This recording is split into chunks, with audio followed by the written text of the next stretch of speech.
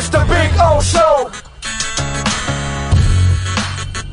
This is the Big O Show. This is the Big O Show.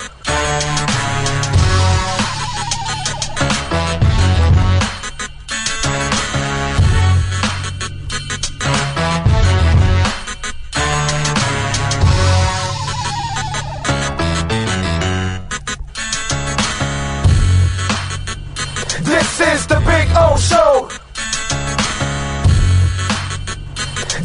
The viewpoint, statements, or beliefs expressed on the following program by the host, guests, or callers are not necessarily the opinions of FantasyAccess.com, Media Group Inc. ownership, management, sponsors, or website. The Big O Radio Show is brought to you by HialeahParkCasino.com. Enjoy simulcast racing, dining, a magnificent poker room, and a casino with the most popular machines on the market.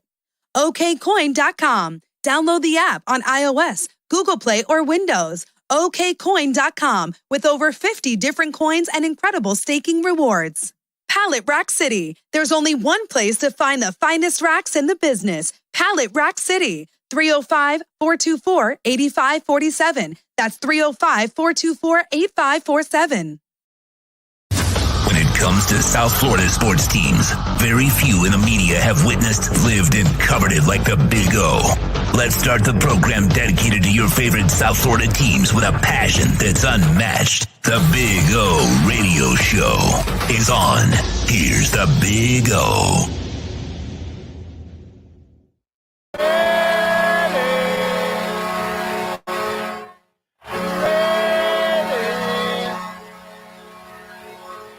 Yeah, baby, we're ready for the next round here in South Florida as our teams get ready. Little Heat and Celtics, a little Panthers and Lightning. Yes, sir. I love it. I love it. We start a little early. Ira's going to join us here at the top of the hour. So we'll have a little early start here with Ira Winderman. So I figured we'd start slightly earlier today and get things going for you all out there. We got a big week coming up. We've got some big news coming up. We're adding 2 more insiders to our family.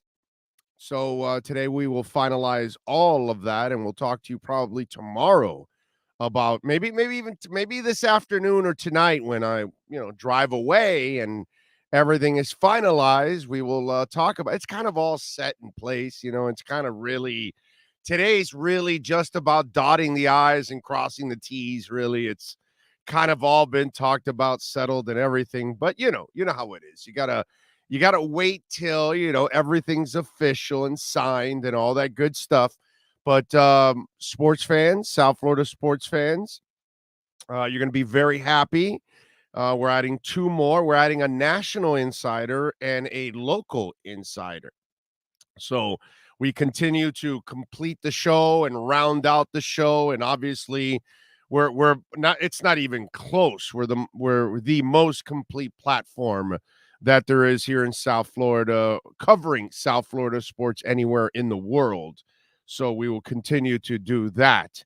Now, I wanted to talk to you about something that is incredibly bootleg and incredibly phony, and that's the NHL. Now, when you're the MLS, you must know your place. When you're Major League Baseball nowadays, know your place. When you're the NHL, know your place. You got to understand certain things. When you're basketball, when you're baseball, when you're hockey, you're niche sports. You're not the big boys anymore. There's only 2 big boys in the United States of America, and it's football and basketball. That's it. Everything else is a niche sport.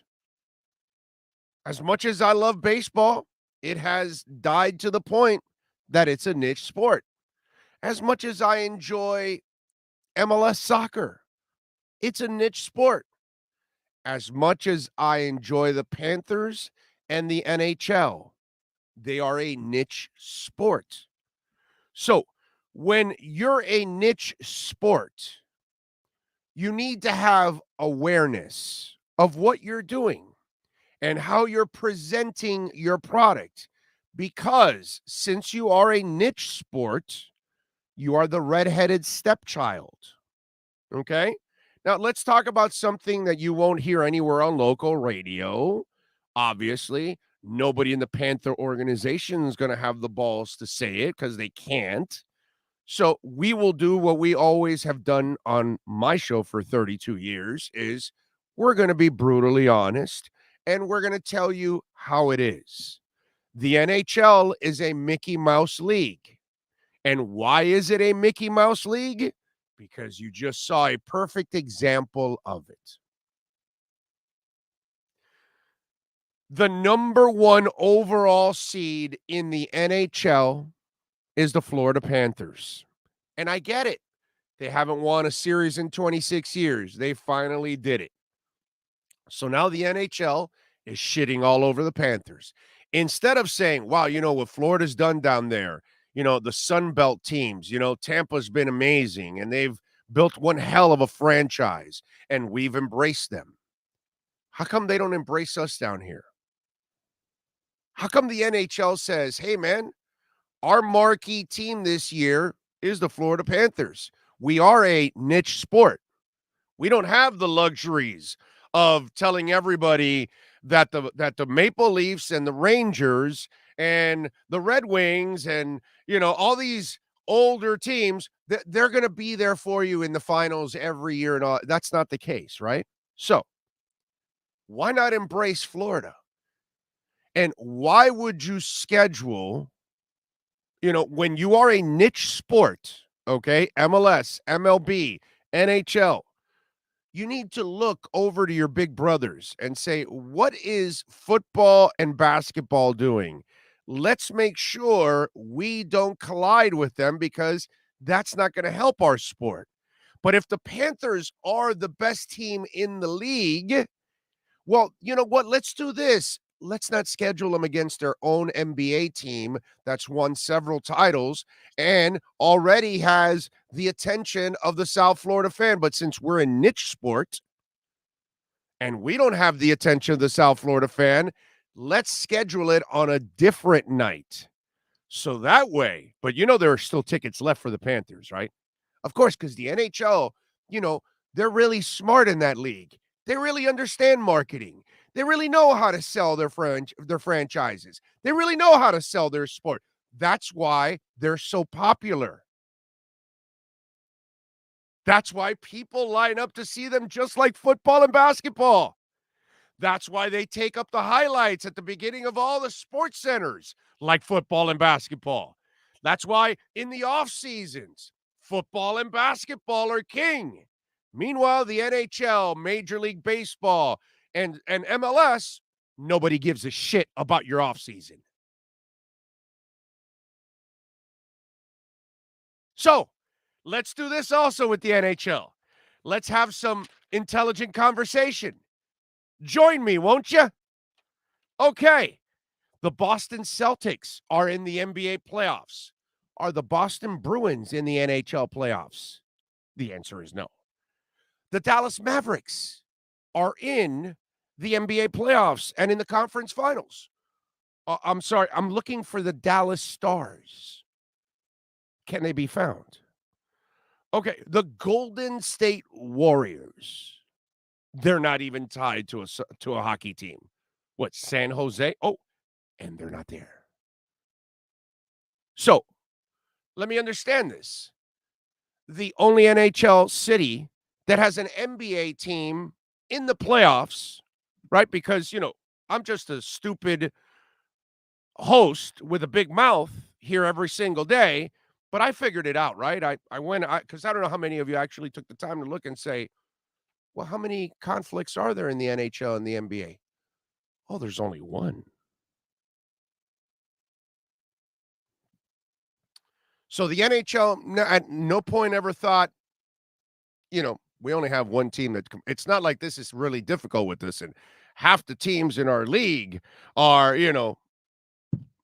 conflicted with the NBA. Well, why don't we, it's really hard to accommodate everybody. You only had to accommodate one team, the best team in your league. So if you want to know why the NHL is the NHL, you constantly find out. If you want to know why Major League Baseball is Major League Baseball, you constantly find out. And if you want to know why Major League Soccer is Major League Soccer, well, you'll constantly find out.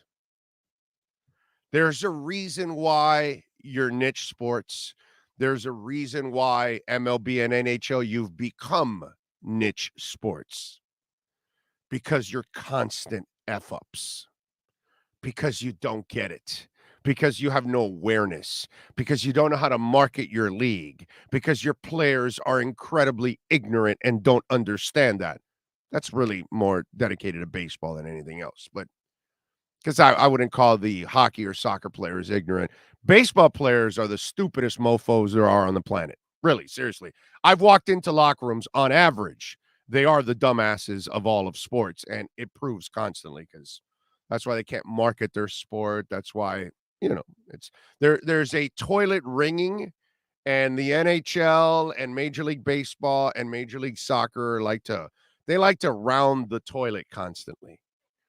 They like to be the wannabes. That's what they are, and it frustrates me because I love soccer, I love hockey, and I love baseball. I watch them all, but I'm not stupid. I see why they bury themselves all the time.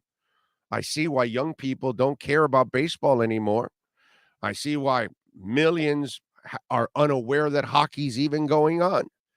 And I see hundreds of millions that say, what the hell is the MLS? But I mean, if you guys want to keep going down that path, you go ahead. Keep going down that path. And this is not a matter of me being bitter that I've got to watch the Panthers and the Heat on the same nights. Although I will say, when the Panthers game starts at 7, the Heat game doesn't start till 8:30. So we're going to be 2 periods into the game already by the time that starts. So one will finish before the other. It's not the end of the world, and game 2, 7 to 8:30. Sunday's game, they doesn't collide with the Saturday's game because, all right. And then the Monday games, 7 and 8:30. And then the Wednesday games and those are all to be determined. But, I mean, the NHL, wake up, man. There's a constant reason why you're the NHL. And these are the moments, again, why the NHL is a Mickey Mouse league, and they never will grow up to be the NBA or the NFL. And forever, your hockey heads, your seam heads, and your soccer heads, they will sit there and be frustrated and be jealous of the NBA and the NFL for their entire lives. And guess why? This is another exact reason why. Because you don't know how to handle your league. You don't know how to promote it. You don't know, you have zero awareness of who you are. And when you're the NHL and you're Major League Baseball and you're Major League Soccer, you need to make sure you bow to the NFL and the NBA and be smart. Work around them. Don't work against them. What do you think you are? Trump in the USFL? That you can take on the NFL? No. So, NHL, keep being the Mickey Mouse league that you are. All right, let's talk about actual, like, the big boys that we just talked about. Let's get away from the schmuck minor leagues known as the NHL, Major League Baseball, and Major League Soccer. Let's talk a little NBA with Ira Winderman and our Acura Pembroke Pines Miami Heat and NBA report. Keep fans. Time for the best insight of your favorite team with insider Ira Winderman, exclusively on the Big O Radio Show. It's the Acura of Pembroke Pines, Miami Heat and NBA report. Here's Ira Winderman. Alrighty, Ira, how you doing? One guy's asking me, why are you on so early? Because I freaking feel like it, bro. That's the beauty of this platform. I can do whatever the hell I want. Yeah, it's just amazing. It's like, one guy, well, are you still going to Vegas? Yeah, you're damn right I'm going to Vegas, bro. What do you think this is? CBS telling me, well, you don't really need to go to Vegas. We don't need to spend the money. No, we'll spend the money. Anyway, so, Ira, I was having fun here because yes, and you heard it. There's a reason why the NHL, Major League Baseball, Major League Soccer are what they are. And the only NHL city that has an NBA team in its playoffs is Florida. Nobody else. I went and looked around. matter of fact, Big O Golden State. No. And to interrupt you, that's the reason they waited for the schedule release, because they were afraid Dallas Stars would win also. They went overtime against Calgary yesterday to a Game 7. They were concerned there would be an overlap there. That's why the schedules came out late, because the Mavericks and the Stars might have played together also. So you had that issue. So I understood them waiting. But, like, holy crap. Just holy crap. And even this. Your number one team in the league. Right. Your number one team in the league. The top seeds in their conferences, the Heat and the Panthers. And then they bow even to Tampa, where they have a Kane Brown concert on Saturday.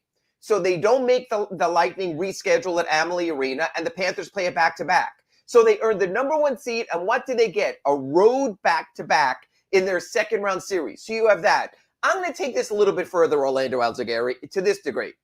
You're talking about the NHL and MLB and MLS bowing to the other sports. The NBA bows to the NFL.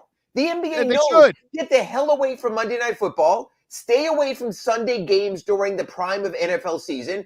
No way in hell schedule against the Super Bowl or something like that. They all know this. They know. The NBA is the first league. Now, hey, to its credit, there is no smarter league in all of pro sports than the NBA, actually. So let's also credit them even think this for year, with their intelligence, because they are way above everybody else. This year, Big O, with the NFL having so many prime Christmas games, I think the NBA might pull back a little and say, hey, we know it's going to be your day. We know people are going to watch Dolphins Packers instead. So we're not going to put Heat head-to-head against them, against the Celtics on that day. They know what's going on. They can figure this stuff out. So, yeah, when I saw the schedule, I actually stayed up late. I watched the end of the Stars overtime game against Calgary. I'm like, good, Dallas is done. I'll be honest with you, Big O. I was glad when the Bruins were done, so there wouldn't be conflicts with the Heat and Celtics, and we wouldn't have to say, well, one game has to be afternoon, the other team's at home. So you understand all of that also. It's just crazy that every day now I will go to the Heat games a little bit earlier to watch the first hour and a half of a Panthers playoff game. There should be a better way. I don't know how much overlap there is, and certainly on your chat board here in our Acura Pembroke Pines report, on your YouTube chat board, you can find out the overlap. Some people might say, hey, one is Broward and one is Dade. It won't be the same. No. But you know what? If you saw the Sunday story I did at the Sun Sentinel on Udonis Haslam's passion for the Panthers, it shows there's the crossover. Because you know one thing, Big O, more than anything. South Florida sports fans love a winner.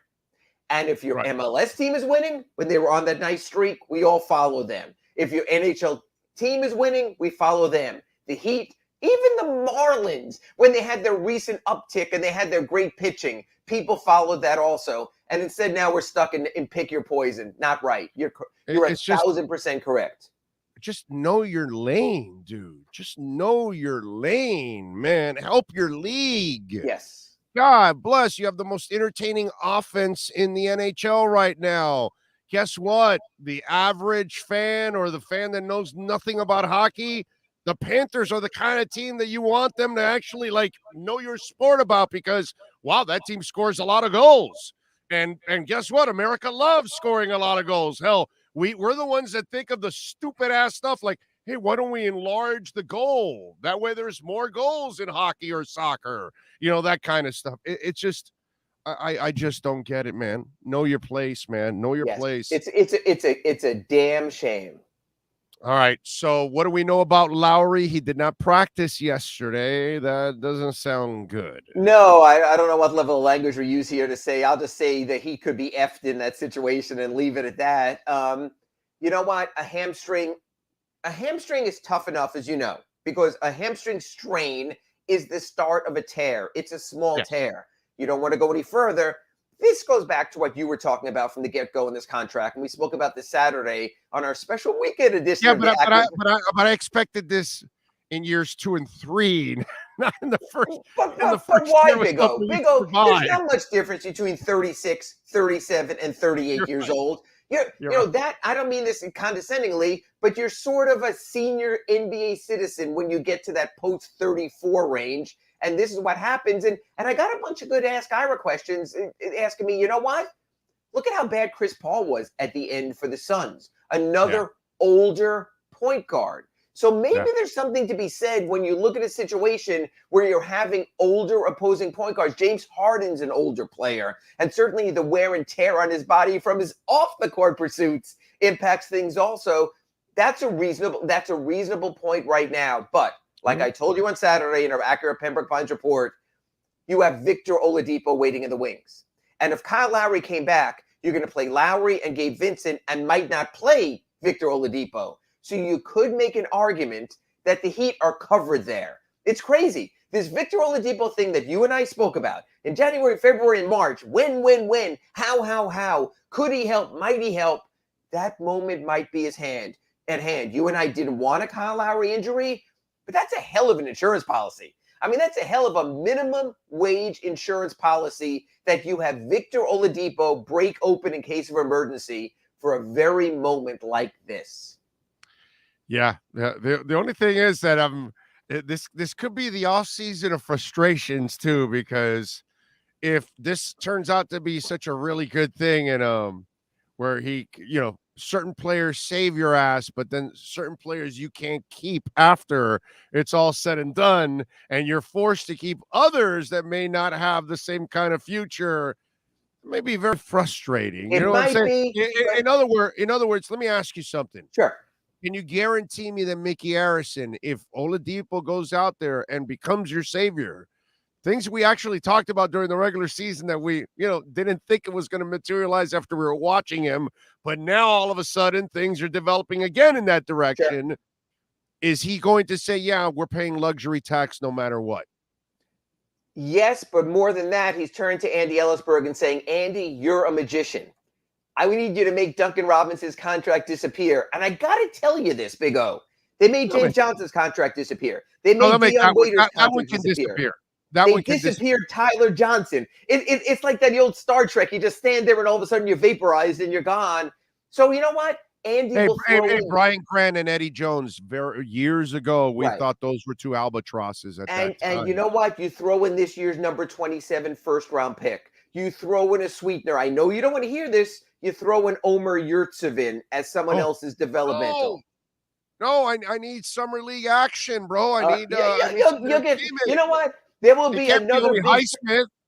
There will be another Turkish center the Heat will show up with, and I'll have those squiggly lines over the letters in his first name, and you'll be fine because that's what the Heat do. Or else we'll sit there and talk about Micah Potter for a week. We'll be fine. What I'm saying is the Heat will find a way. But Big O, I want you and everyone to take a deep breath and draw it back in this way.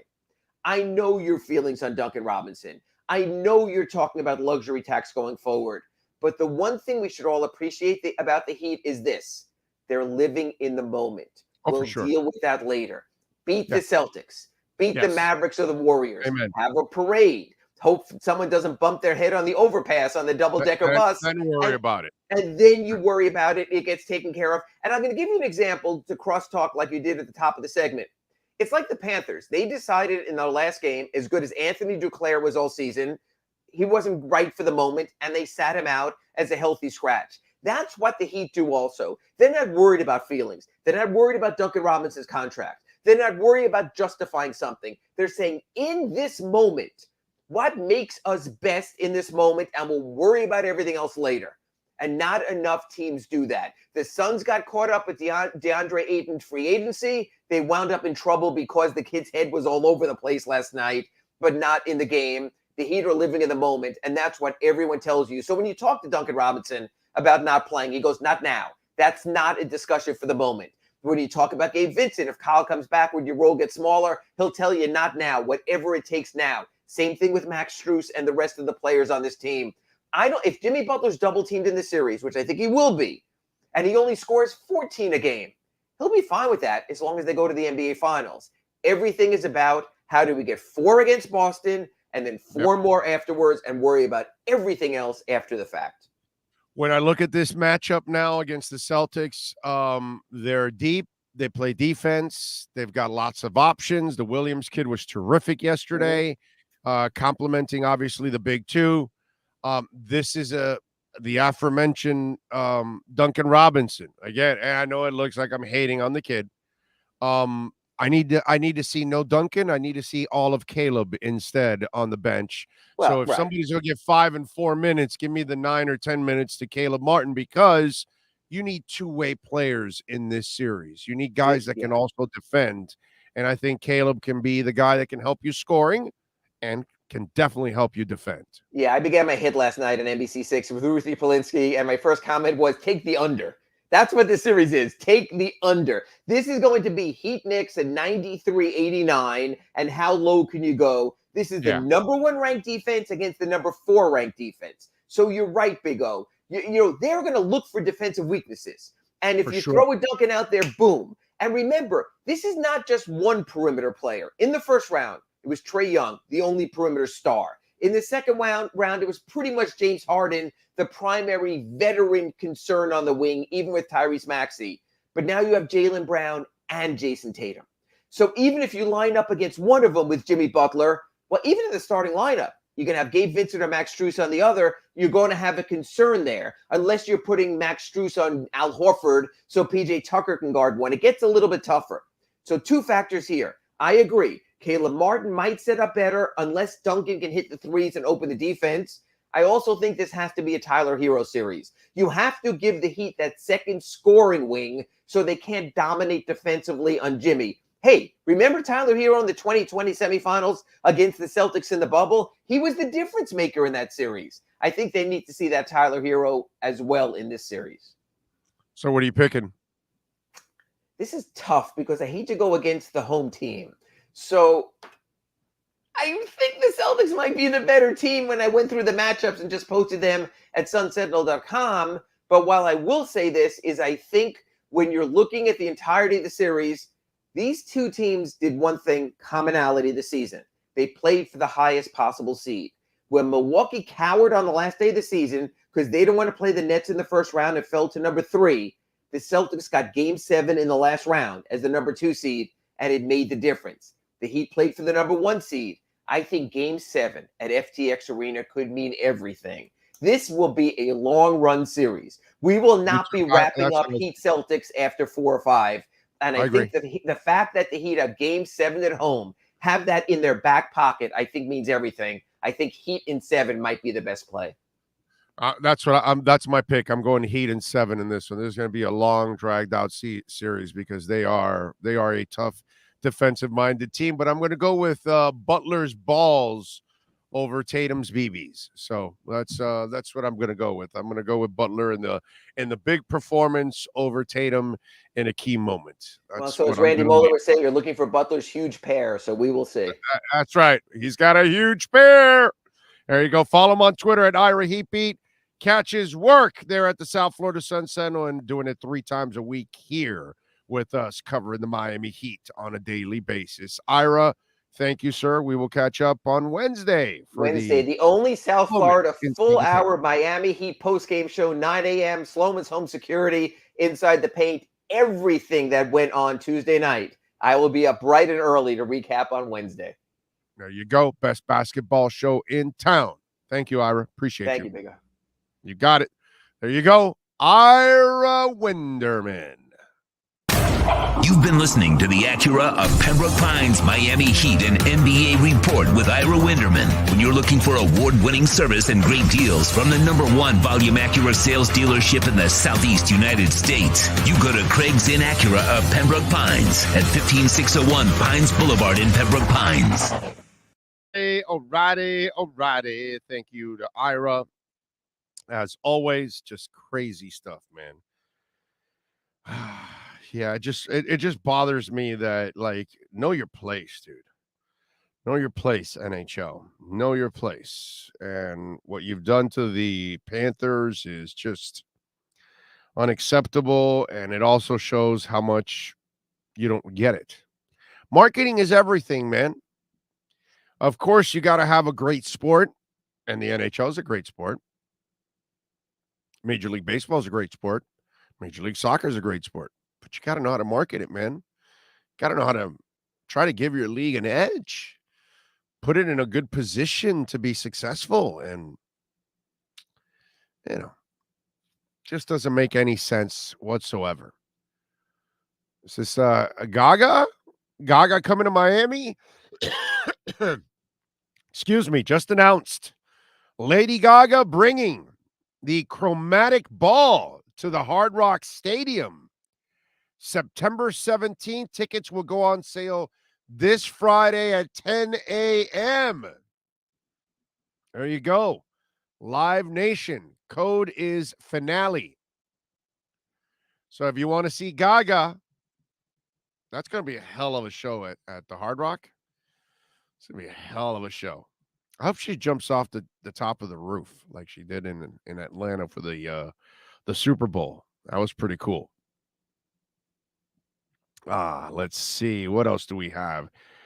Good morning, everyone, from Eric Simon. Greater Good is in. Jeff Peterson says Dallas and Boston were both in. Were. They're not now. Do you understand English, Jeff Peterson? Are they in the playoffs now? Moving on. Okay, thank you. Stay in the conversation. Some of you have a real problem with that. It's like you don't listen, and then you just want to go off on your own tangent.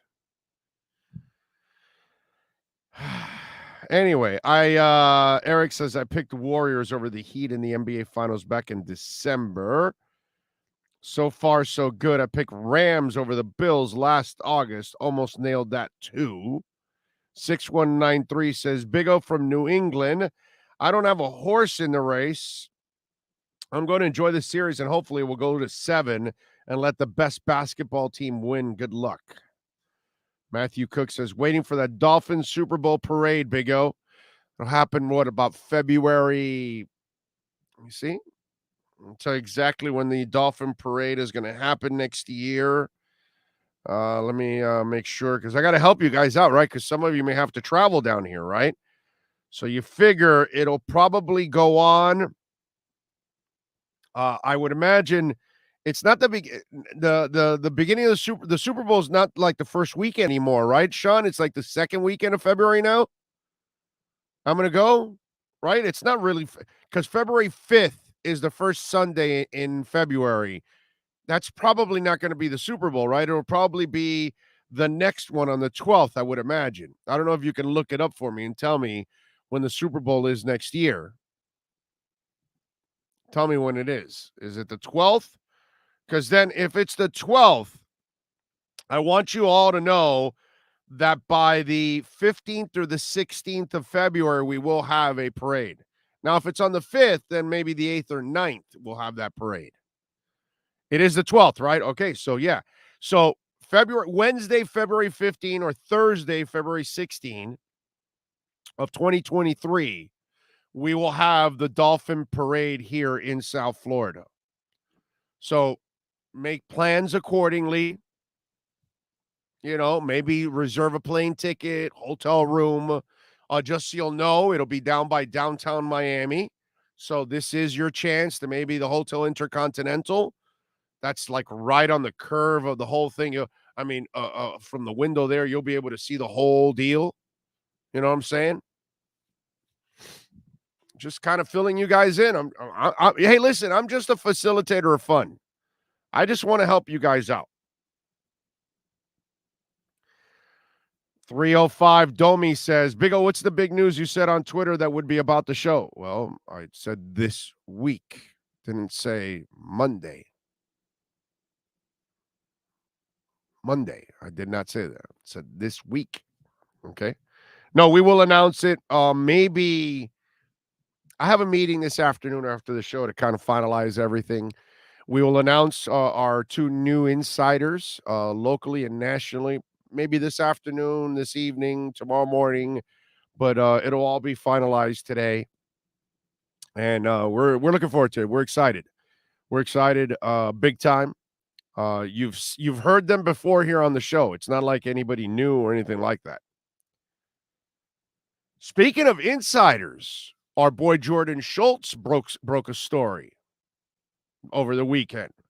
You know, Jordan broke many stories throughout the draft, and he also broke another one. Melvin Ingram is signing with the Miami Dolphins, and I love this signing. This, my friends, is a beautiful signing. I love this signing. Melvin Ingram is a guy that is a situational pass rusher at this point in his career. Perfect selection for the Dolphins right now. There's no risk here. You're not spending a world of money. This isn't a cap crippling type of hit or anything like that. If it doesn't work out, you can part ways and move on. There really isn't much money tied to this. But when you've got Agba, Tyndall, I know is at middle linebacker, but he'll be rushing the passer. Zach Seiler will be rushing the passer. Andrew Van Ginkel, Jalen Phillips, Christian Wilkins. We sprinkle in a little Brandon Jones, a little X-Man, a little Holland, a little Needham. You get my drift? Because they're blitzing and coming at you from all over the place. And so there's all kinds of different guys, and Melvin Ingram will add to the outside linebacking crew and that rotation. And Van Ginkel can pick his brain. Jalen Phillips can pick his brain. I just think that this is one of those kind of moves that, you know, he's going to come in, make a couple plays throughout the year, and just one of those guys that will just contribute. You know what I mean? And then bring a shit ton of experience that comes with all of this. So this is a no-lose situation for the Miami Dolphins. And if there's any truth to the whole, I mean, we've kept talking about JC Tretter, and Tretter's probably hanging out and letting some of this offseason go by because he's had enough mileage on his body. And if there's any truth there, hopefully, maybe they can still work a deal with J.C. Tretter and add more depth to that offensive line, whether Dieter's the better player or he's not the better player, and J.C. Tretter obviously becomes a starter, and then Dieter becomes, you know, depth for them and experience at multiple positions, then fantastic. You become a better team. Melvin Ingram makes you a better team. And Melvin Ingram, he does not have to carry the load. At his age, that's not what he's here for. He's here to be a complimentary, situational pass rusher. J.C. Tretter, if somehow you can agree to a deal with him, well, obviously you may be asking him to be a starter.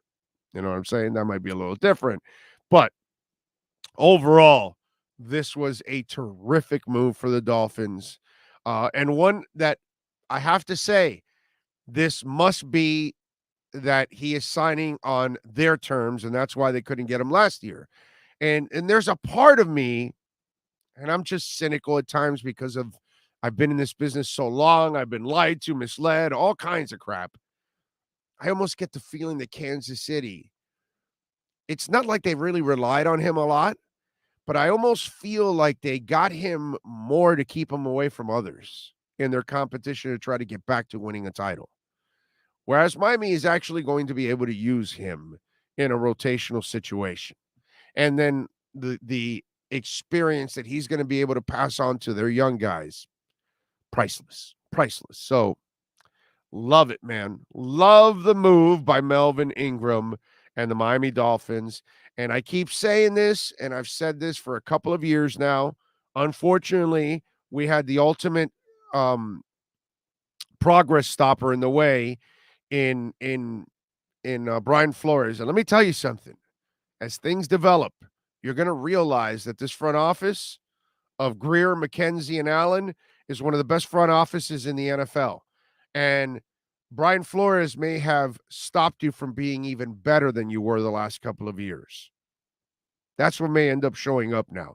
Because if McDaniel does get into the playoffs, and if he wins more than what they won the last 2 years, then that tells me what was hurting them was the head coach, the guy that everybody was giving the credit to most of the time. Well, maybe it's the front office that deserves the credit. They have done a marvelous job this offseason because they have been unabridged. They have been left alone to do their job. And there's nobody in the way constantly cock blocking them. Okay?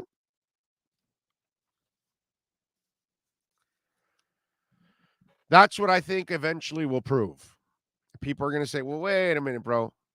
We thought Flo was the answer. Flo was kind of the problem. This team could have been better. And you think about it. Well, wait a minute. You're going to stay with Jabroni Brissett over Tua? Because you're telling us he's injured, but he can go play 18 holes of golf, but he's not good enough to quarterback for you until you figured it out that Jabroni couldn't play. Oh, okay. Now he's good enough to come off the bench. It is what it is, ladies and gentlemen. Let's see. Nyborg says Finns will use Melvin Ingram as a pass rusher similar to how they used Trace Armstrong back in the 90s. Could. Let's see. Rosendo says, good morning, Big O Nation. Every day there is a new beginning, a new blessing, and a new hope. It is God's gift to us. This season, we find out if our defense ranking was all because of Flores or Boyer. This season, hopefully, we find out that the Dolphins make the playoffs and that they can become a good team and our problems at quarterback are over. That's what I'm hoping for, my friend. I need all that stuff to get past that. I'd love to get one of the things that I want to get past. I want to get past the quarterback. I want to get past the quarterback talk. That we need one, that we got to argue about one, whether you believe in him or you don't believe in him. That's really what I want to get past. I want to win. I want to get into the playoffs, and I want Tua to cross the threshold so we can shut everybody up already. We can all move on, and we can focus and root for the Dolphins to win instead of arguing about, whether this guy can play or not, because it's what we've been doing forever. Whether it's A.J. Feely or Jay Fiedler or Ryan Tannehill or whoever the hell we've had here over the years. You know what I'm saying? So I'd like to get over that hump. By the way, I'd be remiss if I did not mention our thoughts and prayers are with everybody in Milwaukee, Wisconsin, in Buffalo, New York, and in Laguna Woods, California. The gun violence is as disturbing as it gets. I hope our laws become so incredibly tough that we scare people into not even coming close to a gun. But, man, for those that lost lives, for those that had the shootings affected their lives, or just our prayers with all of these families that either lost loved ones or they're injured or they'll never be the same again. You know what I mean? It's just sad to see all of this go on all weekend long in 3 different parts of the country.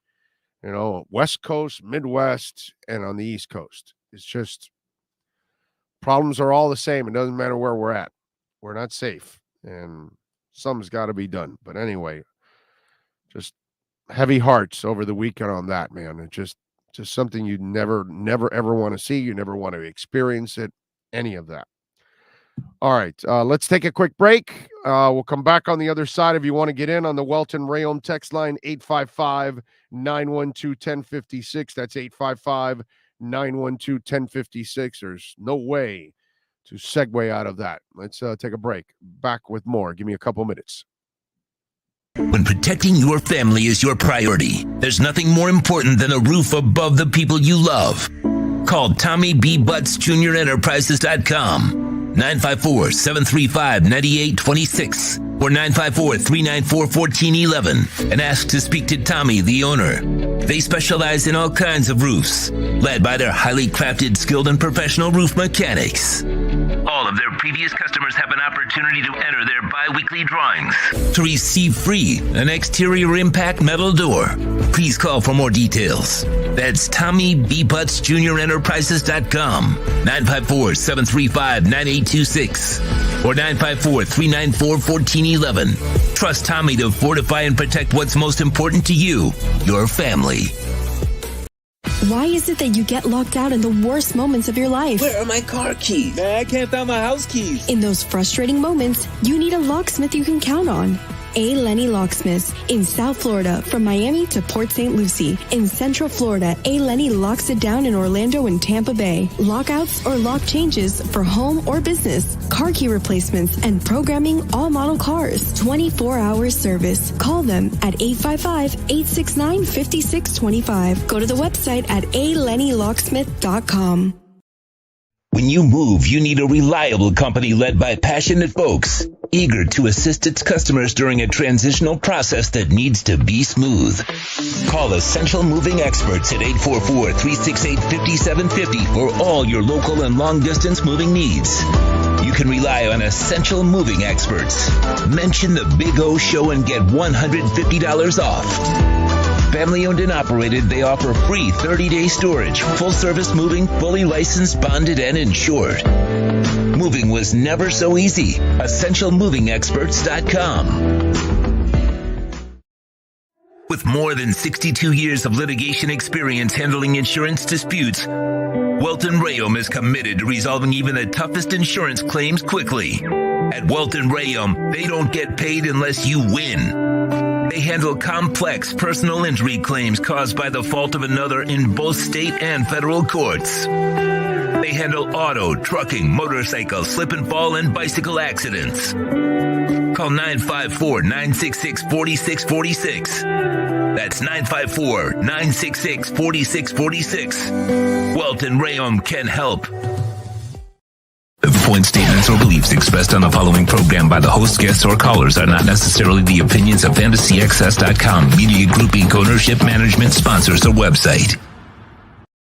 The Big O Radio Show is brought to you by Sports Grill. Good food, good drinks, good friends. Craig Zinn Acura of Pembroke Pines, the #1 volume Acura dealership in the Southeast United States. The Fort Lauderdale Police Department. The FLPD is hiring. Go to FLPDjobs.com. When it comes to South Florida sports teams, very few in the media have witnessed, lived, and covered it like the Big O. Let's start the program dedicated to your favorite South Florida teams with a passion that's unmatched. The Big O Radio Show is on. Here's the Big O. By the way, I just saw here Gorillaz is coming to a concert at FTX Arena. Yes, that might be a show I might go to. I like Gorillaz. 7:30, October 23rd on a Sunday. That might be a pretty interesting. They only have 14 dates. Okay? 14 dates. And Seattle, Portland, Vegas, Salt Lake, and San Fran are the other North American dates. That's it. All the other concerts are Vienna, France, Retcher, Belgium, Esch, Alzette, Luxembourg, someplace in the Netherlands, Jelgun, Australia, Oslo, Norway, Dublin, Ireland, London, Vancouver. Those are the other places outside of the dates I gave you in the United States. So we're actually one of the few dates in the world for Gorillaz. One of the 14 dates. I think I might go to that one. That might be a pretty cool experience to see a little Gorillaz. I like it. All right. Not bad. Not bad. If you want to get in on the Welt and Rayom text line, 855-912-1056. And don't forget personal injury, criminal litigation, business owner claims, criminal defense, condo damage, homeowner property damage, call Welton Rayom. Okay, 954 46. What is it? 954 966 4646. That's 954 966 4646. All right, there we go. What else do we have here? If it wasn't for live sports, I would drop DirecTV in a heartbeat. LOL. Big O kicks more ass than any of the current daytime. Oh, well, I mean, it's they cannot come close to our lineup. Not even close. Plus, they've got the politics that they've got to fight through, which we don't.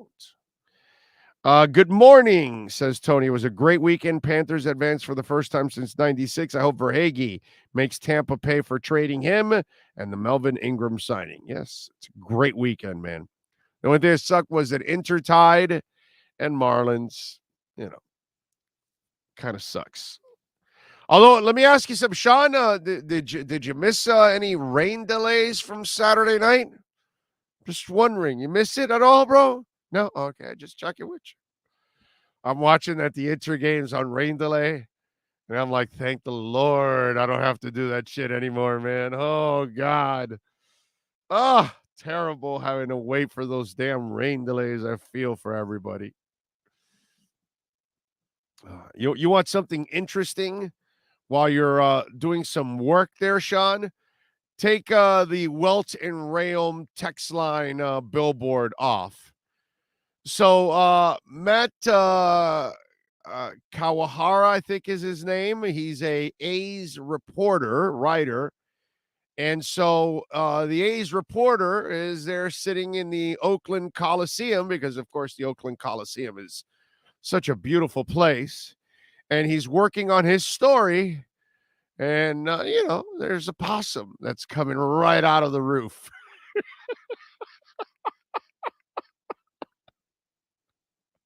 I mean, it's just like you're working, and right behind you, coming out of the roof, is a possum. That's a big ass possum, by the way. I just want you to know that.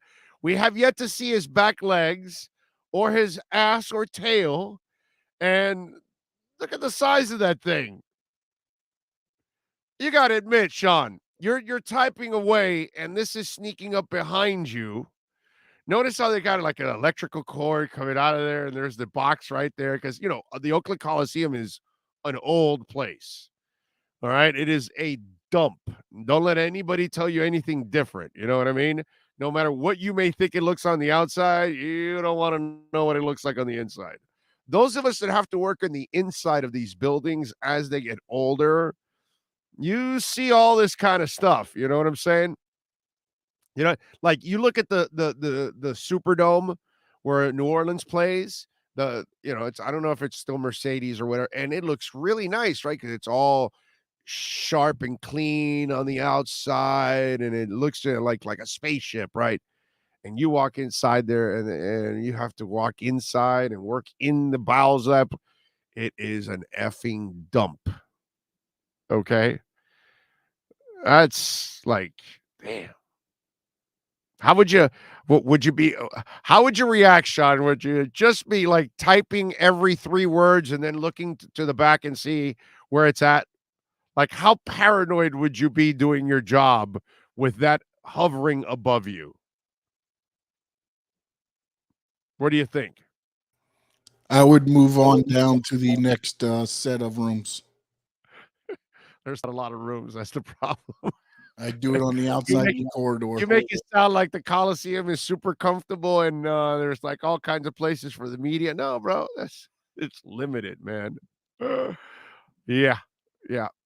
My man has to work with that crap hovering over his ass, dude.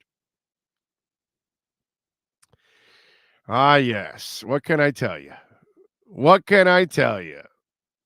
Oh, Lordy. Don't forget, during the playoffs, you can load up with the little liquor split right there. $2.99 flat fee. No hidden charges, none of that stuff. So while you're watching, and by the way, Sean, on Saturday, I nailed it again with the liquor split matchup of the night. Take Milwaukee in the points, I said. Just saying.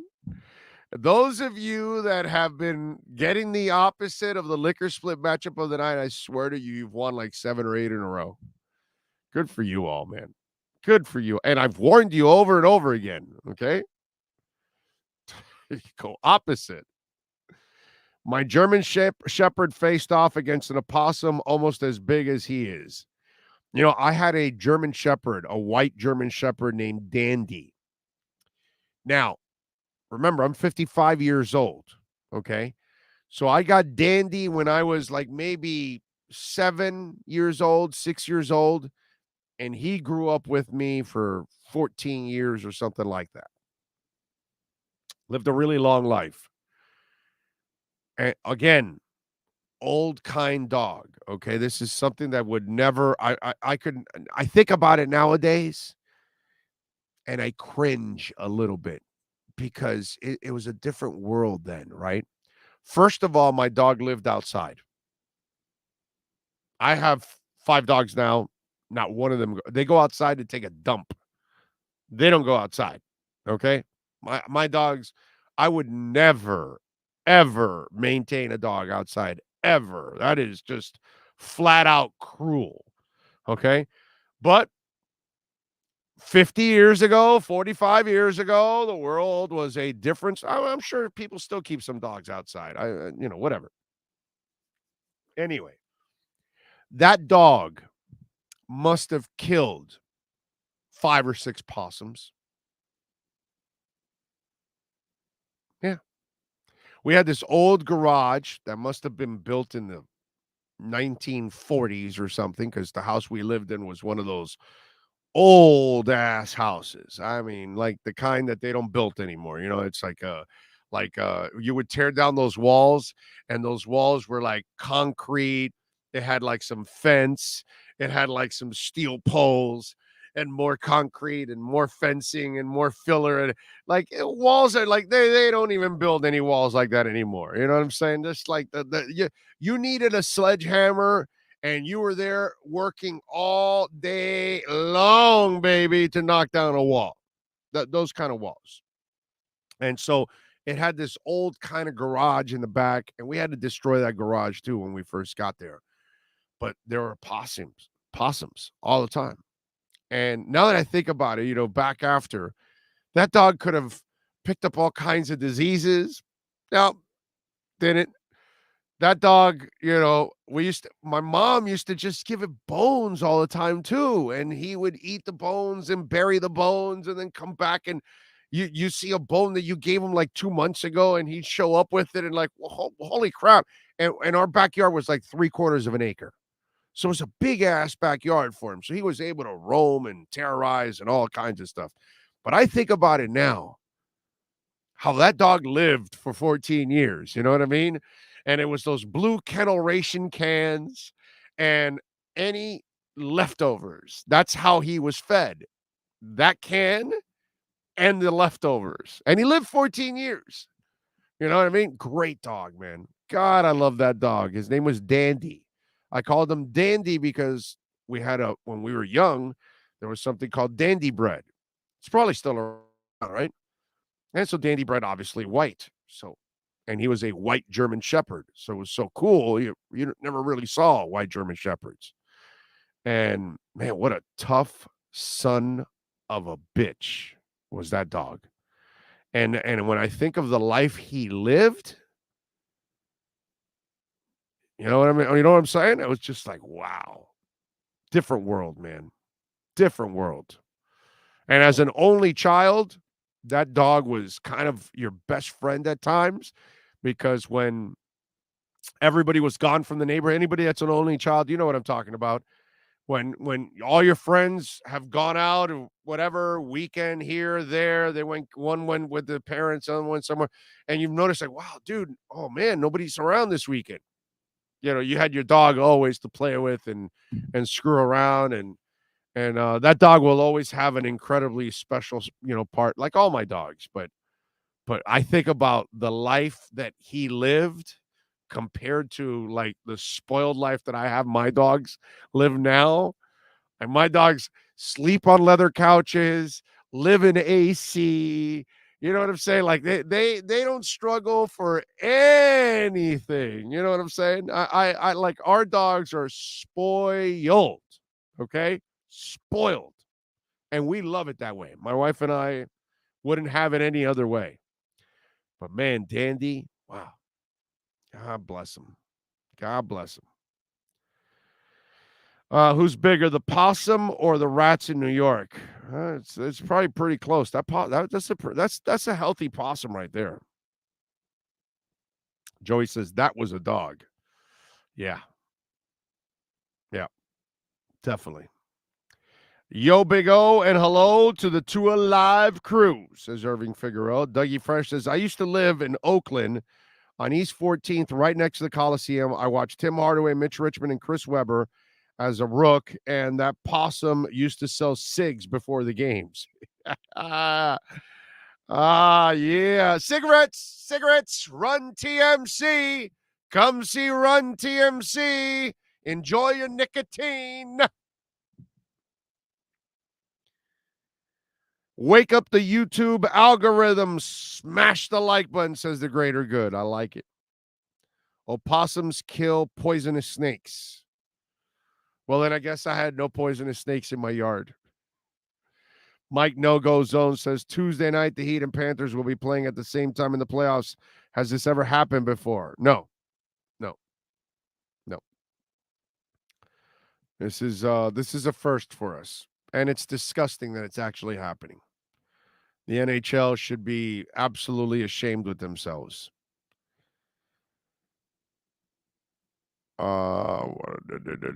Only American marsupial distantly related to the kangaroo. I don't know what that means. Once had a raccoon creep up behind me, nodded its head, and climbed the fence like a human. Oh, yeah, definitely. Can you feel the heat down in your soul? And Mike No-Go Zones, thank you for the super chat, sir. Appreciate you. Thank you. As always. Boom says, Big O, I think it's Super Bowl or bust. What would be a successful season to you? Cincinnati coach was a first-year coach too. Super Bowl or bust. Why would they haven't even made the playoffs yet? They got to make the playoffs and let's see what happens. It's fun to say Super Bowl in me, but I mean to demand Super Bowl, that's kind of a ridiculous fan to demand a Super Bowl. You know. That's not Super Bowl or bust. Doesn't mean if they win 12 games and get into the playoffs and even win a playoff game, it really becomes a hell of a season for the Dolphins because that's not something that they haven't done in a while. And Cincinnati making the Super Bowl again, Boom Whitaker. Maybe you're like 25 years old. Maybe you're now growing your first 3 pubic hairs on your balls right now. But the Cincinnati Bengals, you know, they made it with Boomer Esiason and Ken Anderson and never showed up again. Does that mean anything? That you go to the Super Bowl and never do it again? Because that's what happened to Boomer Esiason. That's what happened to Ken Anderson. They had their run, that one run, everything went together, and they made it to the Super Bowl and lost, and then never made it back again. Or do you want to build a team that could actually get to the playoffs on a consistent basis? So that way, on one of those trips to the playoffs, you end up in a Super Bowl and hopefully you win one. You don't want to be a flash in the pan. You want to build something sustainable is what you want to do. That's how you really become a really good franchise, is that you build something sustainable, not a flash in the pan. So I'm hoping that the Dolphins not just have success, but they have sustainable success. The Panthers have built a team that can have sustainable success now. So it's not just winning their first series in 26 years. It's hopefully winning many more series for years to come. And in the process, let's hope one of those years ends up in a Stanley Cup and you win one. But I don't want to be the Cincinnati Bengals first-year coach. That could be just a flash in the pan, just like prior Cincinnati teams that were a flash in the pan and never did anything after that. But again, I can understand Boom because you probably have no perspective because you're probably not old enough. So you live in the moment and you have your microwave society thinking that Super Bowl boom or bust, because of course, a team that doesn't make the playoffs, all of a sudden we're going to demand the Super Bowl because that makes a lot of sense. And that really makes you look like a real intelligent fan. Woo!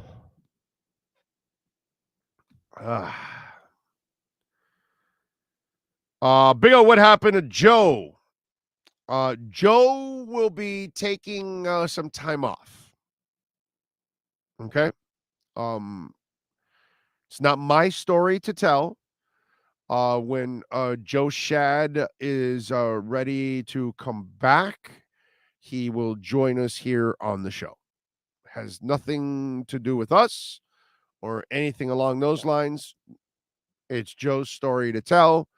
If you haven't noticed, there hasn't been any stories in the Palm Beach Post, and he has not been on with us in the last couple of weeks. He is going to take some time off. And then eventually, and hopefully when everything is all right and he's able to come back, he will rejoin our family here on our platform. Okay? But that's all I can say, and that's all I'm willing to say out of complete respect to a friend. Okay? So hopefully you will respect that also.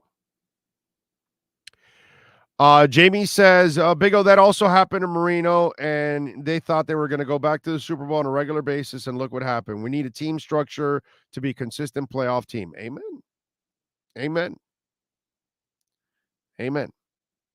So, yes. Amen. All right, what else do we have here on the program? By the way, Alan Pupar will join us in hour number 2 at 11:30. So we'll talk all things Dolphins with him. And you know what? Also with Pupar, we can talk a little Okie with him also because he covers the Panthers for NHL.com.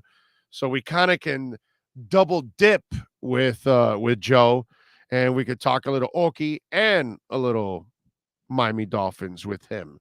So that's actually a pretty cool thing. All right, so we got the Panthers starting with the Lightning tomorrow night at 7 o'clock on TNT. We've got the Celtics and the Heat tomorrow night at 8:30 on ESPN. So at least you'll get 90 minutes of hockey before you have to watch the Miami Heat or whatever, however you balance your life. If you only balance one TV, two TVs, or whatever you want to do, that's fine by me, but that's going to be the deal. Now, for the Panthers, thank the Lord they got the monkey off their back because it's not their fault, but Huberdeau, Barkov, and Ekblad have been hearing about this for a while, and they've been part of the problem, not the solution. So now they are part of the solution. Finally, they got rid of that ugly streak of 26 years not winning a playoff series. So now you can go out there, and now you've also got to exercise the Tampa Bay Lightning demon too, because they eliminated you last year on their way to the Stanley Cup. They are one of the marquee teams in the NHL. They are the best team in your division. They've been the best team in your division forever. They've been better than you for a long, long time. This season, you are better than them. You are the best team in the division. And this is your opportunity to exercise this demon too. You knocked out the 26-year funk. Now you can also send the message to the Tampa Bay Lightning. Yeah, you guys are awesome. You've done a great job, but we're here now. And we're not taking a backseat to you or anybody else. So that's the beauty of this second round series against the Tampa Bay Lightning.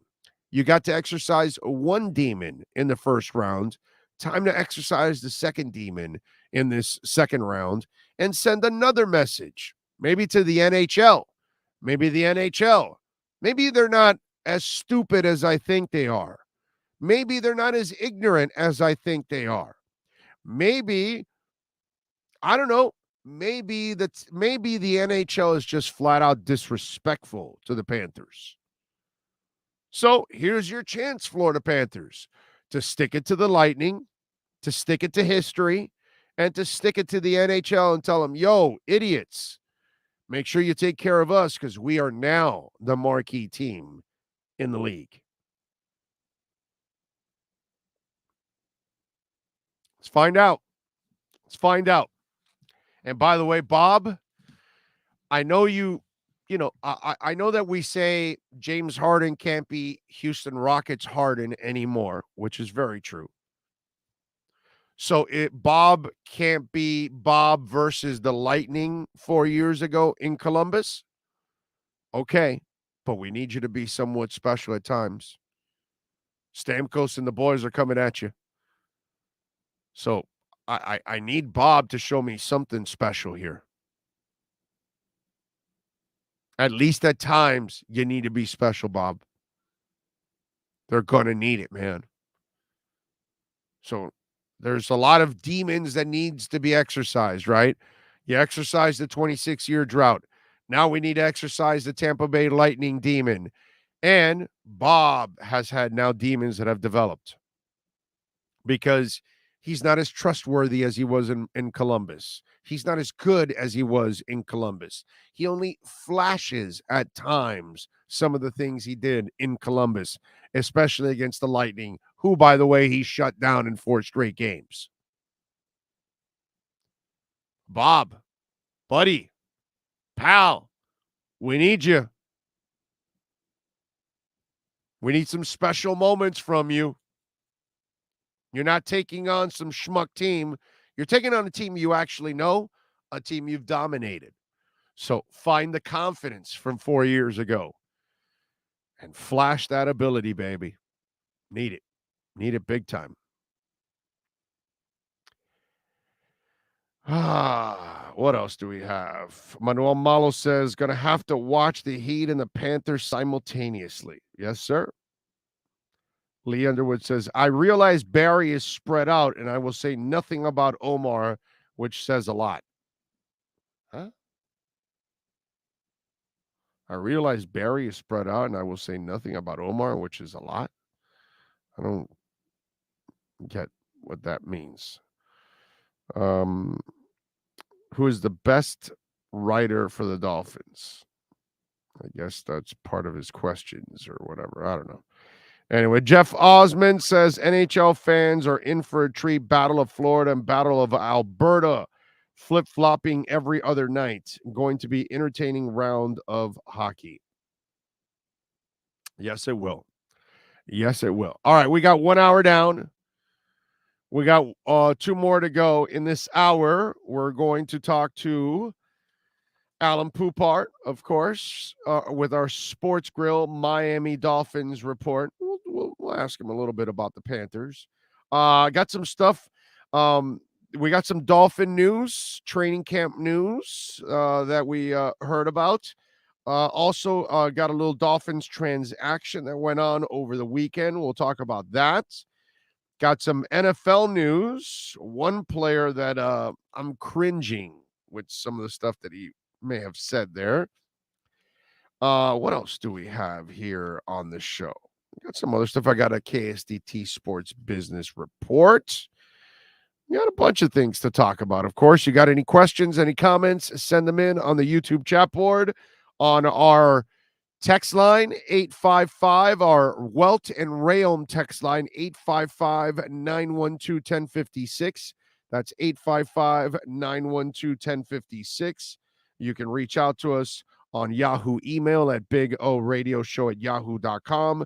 Twitter, that's Big O Show. Of course, you can always make the donation through Cash App and Venmo at Cash Big O Show. Alan Poupart at 11:30. Marcel Louis Jacques will join us at 12:30 as we get our edge there with our Edge Energy Drink Miami Dolphins report. Back with hour number 2 right here on the Big O Radio Show.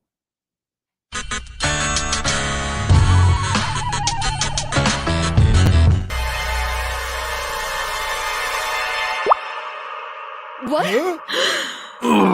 Oh, look.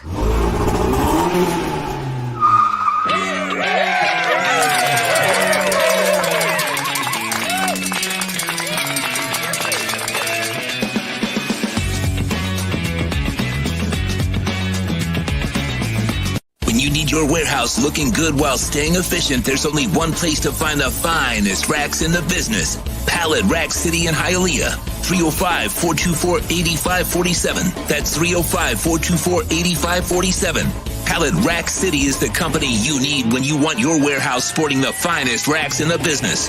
After all, who doesn't love a great rack? Pallet Rack City. 305-424-8547. That's 305-424-8547. Welton Rayom has more than 62 years of litigation experience handling insurance disputes. They're committed to resolving even the toughest insurance claims quickly. Call them for a free consultation. 954-966-4646.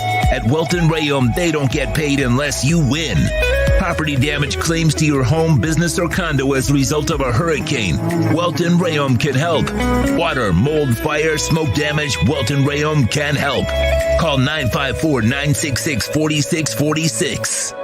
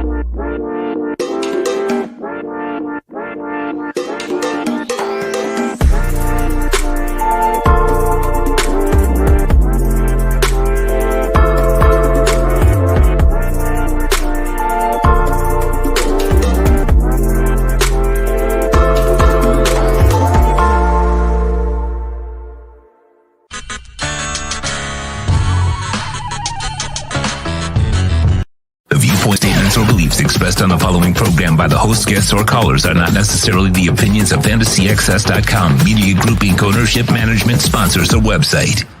The Big O Radio Show is brought to you by Caneswear. Go to Caneswear.com, where all orders over $99 get free shipping. Sloman's Total Home Security. Protect your home with the best in the business. 1-800-ALARM-ME for the company serving America for nearly 100 years. 1-800-ALARM-ME.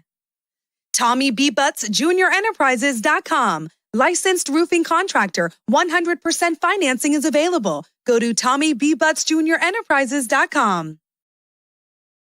When it comes to South Florida sports teams, very few in the media have witnessed, lived, and covered it like the Big O. Let's start the program dedicated to your favorite South Florida teams with a passion that's unmatched. The Big O Radio Show is on. Here's the Big O.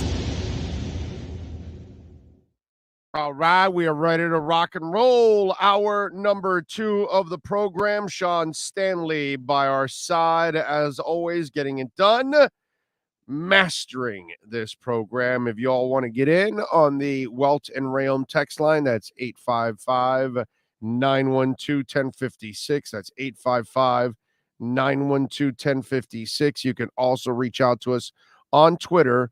That's at Big O Show. Follow us there as always. That is a 24-hour talk show if you want to get in on Twitter. And, of course, email bigoradioshow@yahoo.com is the other way that you want to also reach out to us here on the show. All right, so we got Heat starting off with the Celtics tomorrow at 8:30 on ESPN. Defense is what I want to see in this series, and I want to see a lot more of Caleb Martin overall in this series. I just think you need as much defense as possible. It's sad that Kyle Lowry is not 100%. And listen, I'm on record. I love Jimmy Butler, man. And I'm a Kyle Lowry fan too. Okay. I'm not a big fan of their contracts. But I understand what the Heat were doing and Pat Riley, and this was their best option, and obviously it's paid off. And the young guys that they've developed have really been a blessing because that's really added a lot of depth. If it wasn't for the young guys, I think it would put more of a burden on the older guys, and this run would not be as good. But the young guys have been a savior. There's no doubt in my mind.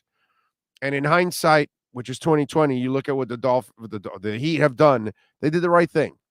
They did the right thing in taking the chance, but we're already seeing that with Kyle Lowry, this may not be a good chance. This may not be a good gamble if he can't stay healthy. And I wonder, will this change his ways? Because, he's never been a guy of conditioning. And clearly he's not into conditioning. Hell, the other day when he was in those sweatpants on the court, like he looked out of shape, even worse. Like those clothes were not like flattering for him. Let me just put it that way. Okay? You just can't look like me and be an NBA point guard. Sorry, you just can't. But anyway, so this is a concern of mine. It's been a concern of mine from day one. The Jimmy one hasn't hurt you so far, but I do worry about the mileage on that body, and he's broken down several times throughout the year, but he's a tough sumbitch, and he finds a way to stay on the court. But you look at Lowry, and it's like, I hope this offseason he conditions like he's never conditioned before. Because if you want that contract to be a decent contract down the stretch, that man's got to work out. Because the offense it's at its best when that guy's running it. Because Lowry sees things that most of these guys will not see. And I love what Gabe Vincent has done. But, man, that Lowry injury, that's one that it is concerning for me going into this matchup tomorrow night. I wish he would take his conditioning a little bit more serious. Pastor Jim in Ocala says, good morning. I heard a report last night. The latest on Treader is that he doesn't like the Heat in Miami because he can't train or practice and fears his conditioning will be severely hampered. The report says he turned Miami down for that reason. We'll see. I don't know, Pastor Jim. I have no idea what is up with, JC Treader. And, 1 week they're talking about him possibly being the option, and then it disappeared. We'll see. I don't see anybody else signing him. And isn't it about winning? And here's where I would disagree with him on. I think you have a better shot at conditioning here than you do anywhere else. I think when you're in Arizona or you're in Texas, or you're in the South and you're in more warmer climates, I think it's better for your body, loosening up and everything. I think when you're in the colder climates, I think that puts a burden more on your body because, it's hard to stay loose in the cold. Whereas in the heat, it's a lot easier to stay in the cold. It's just an adjustment period, like anything. You got to get adjusted to cold. You got to get adjusted to hot. You got to get adjusted to humidity. It's all the same crap. It's all an adjustment. So listen, man, JC Treader wants to sign. Great. He doesn't want to sign. It is what it is. You move on and you do your best. And hopefully Dieter, the light goes on and he's the guy. That's all. But that's one none of us can really answer with JC Treader. Anyway, 855-912-1056 if you want to get in on the Welch and Rayon text line. That, my friends, is like a 24-hour talk show, just like Twitter at Big O Show. Kind of same thing there. You get a little 24-hour talk show type thing there also. Willie says, Maldonado, Big O, I'm sure you already talked about it, but what do you think about Melvin Ingram? Willie, rewind, and you will get it. It's all there, my man. It's all there. We don't repeat content. There's no reason to repeat the content. It's already there for the consumption, and you can actually find out what we think about the move in many different ways. We explain it. Big O, I want to go to the Gorillaz concert, but it's on the same day as the Dolphins Sunday night game versus the Steelers. So go to the concert and record the game. You can't record the concert. I forgot what concert I went to on the game of Notre Dame and the Canes. Remember that game? Mark Richt, hell of a performance, all that good stuff. I had fans that were like pissed at me, like, oh, dude, you can't be considered a real Canes fan if you're going to a concert. I forgot who it was. It was a really good concert that night. I want to say it was like Fleetwood Mac or something. I don't know. It was a really good concert I was going to. And I'll say the same thing to you that I said to that listener. And I just told you. I can record the game. I can experience it all and watch it all over again. What, that I didn't see it live at that moment with everybody else? Oh my God, my life is over. I still saw it when I got home. I watched every moment of it. I was able to rewind and watch highlights and all that kind of stuff. And then I went to sleep. And by the end of the night, I had consumed the same information every other Canes fan has, except they didn't get to go see a killer concert that night too. So Gorillaz has 14 dates in the world. We have one of the 14 dates. The Pittsburgh Steelers and the Miami Dolphins, you can watch that game when you get home after the Gorillaz concert. And you can watch both. And the next day, there's no difference, bro. Whether you watched it a couple of hours later or you watched it live, who cares? You still watched it. You still know everything that everybody else knows. What are we, 10 years old? Oh my God, you didn't watch it live like everybody else. It's not the same. Really, dude? Is that where we're going? Oh, you're not as special. You went to the Gorillaz concert and you didn't watch the Dolphins game live. I mean, seriously, dude. Oh, yeah, that's right, asswipe. I went to the Gorillaz concert and then I saw the Dolphins-Pittsburgh game live after that. Oh, I'm sorry. I must have missed it. After I went to that concert and saw the University of Miami and Notre Dame, oh, I missed it. That watershed moment turned into multiple national championships. Or was it just another game that night and a nice performance against Notre Dame and it's over? That's it. It didn't mean much more than that. I won that night more than most because I did see the Canes game and then I saw also a great concert. By the way, does anybody remember the concert that was that night of the Notre Dame Miami game? Because now I'm trying to remember what I don't know why I want to say Fleetwood Mac. Does anybody know? Because I don't remember anymore now which concert it was. Because I've gone to so many. But I remember that it was a concert because I remember a couple of, idiot fans were like, oh, that's not cool. Oh, you're not a great Canes fan.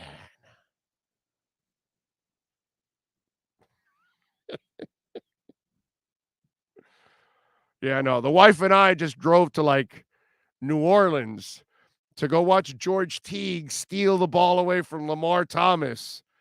But no, we're not great Canes fans. No, not at all.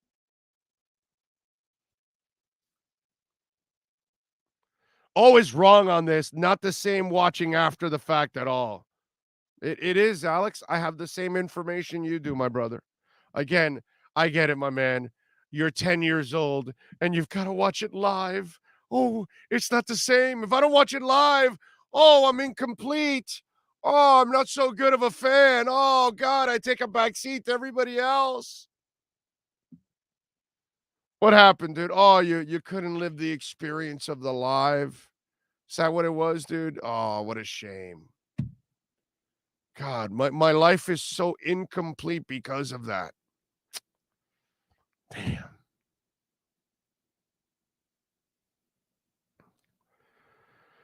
Been a Dolphin game my whole life. The last game I saw live was when Sage Rosenfels was our QB. Doesn't make you less of a fan if you don't see them live. Of course not, bro. You watch it, you watch it. Who gives a crap? A buddy of mine, okay, watches the baseball game with his dad all the time, an hour and a half into the game, so they don't watch any of the commercials. So they go speedy, and then they end up live by the end of the game, pretty much. Makes them less of a fan because they didn't watch it live from the beginning, and they didn't cheer on the home run from that player with everybody else at the same time. Oh, please give me a break, dude. The NBA Finals were recorded for a while. It was Lindsey Buckingham and Chris V at Hard Rock. There you go. There you go. How many times are you going to see Lindsey Buckingham? That's why it wasn't Fleetwood Mac. It was Lindsey Buckingham and Christine McVie that they were touring together. That's exactly it. Thank you, Robert G. Dude, I've seen Fleetwood Mac. I've seen this version of Fleetwood Mac now. I've seen it with Buckingham, without Buckingham, right? I've seen it. I saw them tour without Christine McVie once. It's just like I've watched them all different ways. I've watched, what's it called? I've seen, what's her name? Stevie Nicks solo several times. I've seen Lizzie Buckingham a couple times solo. I never saw Lindsay and Christine McVie together. There I did. Boom. Thank you. And that was a great concert. Let's see. Was it Engelbert Humperdinck Unplugged? Oh, now that you can't miss. Engelbert is one that you gotta rock on with, man. Poco Unplugged. In the heart of the night, in the cool summer breeze. All right. You're not watching as intently. It's not a live game. Yeah, Alex, go ahead, bro. Talk it all up, bro. However it makes you feel, my man. However it makes you feel, because if you don't watch it live, oh my God, it's incomplete for you. Poor Alex Johns. By the way, you've got 2 first names. That's already the confusion in your life. No wonder you're so conflicted about everything. You walk around with 2 first names. It's got to be tough for you, dude.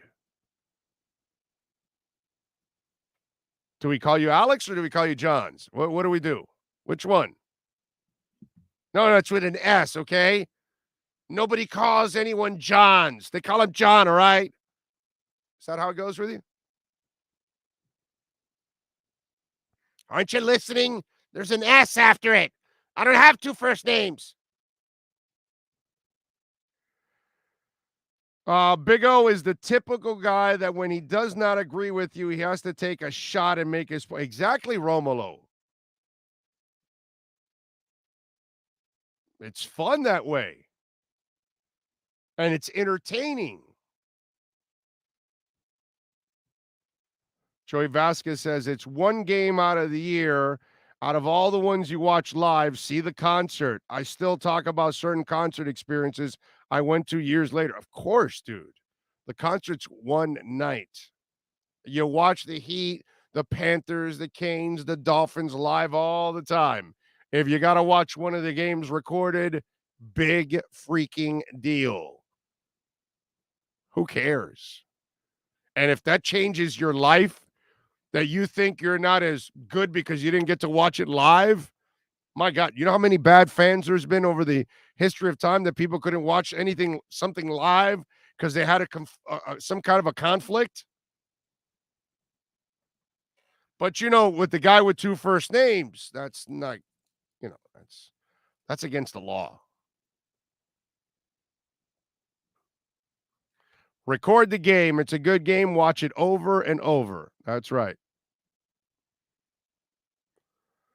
I've been waiting for a Dolphins Sunday night game for over a decade. Oh, you got one now. Let's see. What if your TV can't record? Well,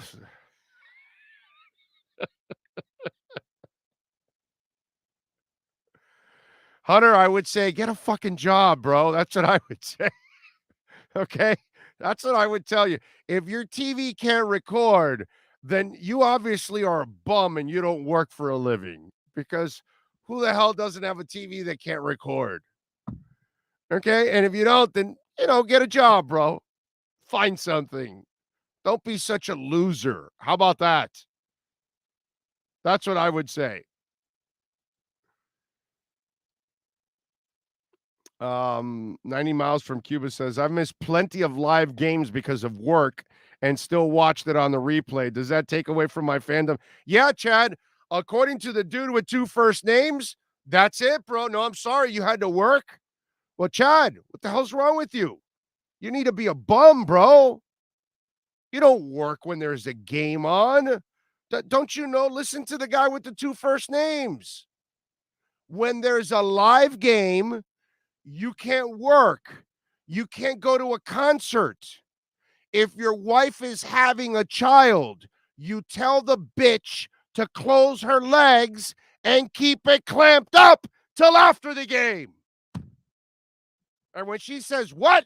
You say, the dude with the 2 first names said you can't do it. That's all. It's pretty simple. Well, Steve, you got to work on Tuesday. Well, I can't. Why? Well, there's a Heat game on Tuesday. We don't work during Heat games. Boss is going to look at you going, what the hell are you talking about? He goes, have you talked to the guy with the 2 first names? He's screaming from somewhere, I don't have 2 first names. Anyway, so, these are things that, Chad, I guess you didn't know, but you suck as a fan. You chose work over a live game. You chose a funeral over a live game. You chose a marriage over a live game. You chose delivering a baby over a live game. What the hell is wrong with you people? You can't choose concerts over a live game. If your kid's graduating, you can't do it over a live game. Is your kid playing baseball or hockey or soccer during a live game? The guy with 2 first names doesn't allow you to do it. You cannot have a life while there's a Panthers, Heat, Marlins, Inter Miami, Dolphins, and Canes game going on. Oh, by the way, Florida Panthers and the Owls. Let's not leave them out. So while any of those games are going on, you cannot work. Oh, by the way, the guy with the 2 first names, you can't have sex during that time either. We need full concentration on all live games. Okay? All sporting events must be watched. Don't try to get laid. Don't try to get married. Don't try to deliver a baby. Don't go to a concert. Don't attend anything for your kids. No. Can't do that. Can't do that. The dude with the 2 first names has laid the law down. Now y'all know. So anytime you've done anything in your life outside during a live event, you suck as a fan. Your fandom is out. It's over. You can't be a fan. Nope. Sorry. So there you go. Dude with the 2 first names ruined your lives.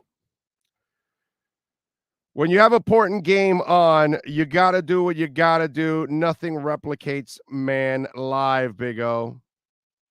Brother, the only thing that doesn't replicate live is sex. Everything else can be made up. Okay? You can watch the game over again. You can watch the newscast. You can watch the show all over again. Don't worry about it. You can enjoy Breaking Bad right now still. Go ahead and watch Clash of the Titans. You might enjoy it. Who knows?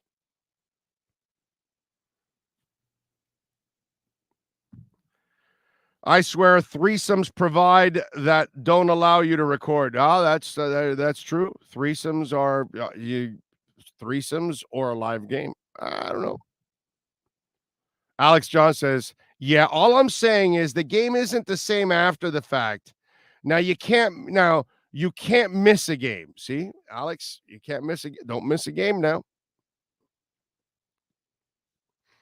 My mom went into labor at halftime of the Super Bowl 25. Doctors had previously told her not to call him during the Super Bowl. She waited until the game was over to call him. Yeah, that's pretty sad. Chad says, damn it, now I know. Thanks, guy, with 2 first names. I'll be putting in my 2 weeks today so I can watch the Heat tomorrow. There you go. See, Chad, now you have priorities. You are the kind of guy that took all of Trump and Biden's money. Nice job by you. Did you buy at least a Ferrari out of it? You know, I personally would get an NSX from Acura because, you know, it's a great car, saves you a little gas, you know. But, hey, listen, I know you're in a Ferrari, so it is what it is. Hunter Butler says, brah, Johnny, Alex, you can watch the game after the fact if you still don't know the score, just like you can watch movies years later. It didn't get spoiled. There you go, Hunter Butler. Laura Browning says, Big O, I got a Miami Dolphins tattoo on my arm. Nice job, Laura. Now, question is, Laura, did you get the old logo or did you get the new logo? So that's really the question. Jamie says, Big O, international fans that can't even pay to get the games live are not true. Yeah, that's true. Those international fans, they're watching the games hours later, a day later, something there. Those people aren't even on our fan base. Yeah, they can't. They're done. Dougie Fresh says, oh, baseball has Ohtani, a pitcher with 100 career home runs. How does baseball keep this a secret? Is there anything worse at promoting its own product than baseball? Oh, I know how they do that. I know exactly what's going on here. I don't know if you guys know about this, but I mean, really, the real problem why Shohei Ohtani is, I don't know, as you would say, not being what's that called? Not being promoted. I think it's really all about Michelle Tafoya, you know. So ask Michelle Tafoya what she thinks about Shohei Ohtani. And you'll get to know exactly what we're talking about.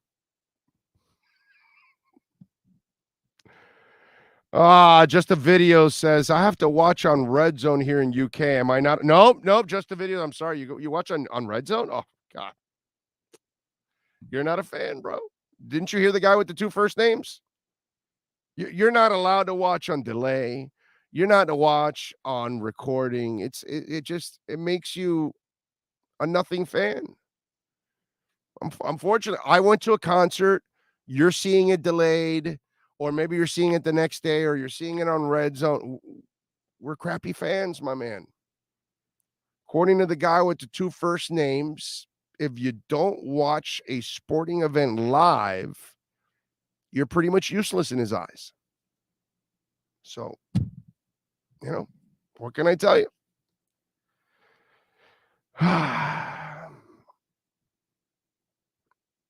Laura says it's the old logo. There you go, Laura. Yeah. You did a great job, Laura. Because you know I would have said that if you said the new logo, right? No. But nice job by you, Laura. Way to go. And by the way, why aren't you like tweeting it out to us at Big O Show so we can share it with the world here, Laura? Let's see the stylish logo.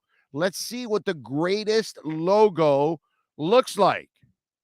And Laura, by the way, if you ever watched a Dolphin game the next day or hours later, well, we may have to scratch off that logo off your body. Sean, quickly, get me a Brillo pad.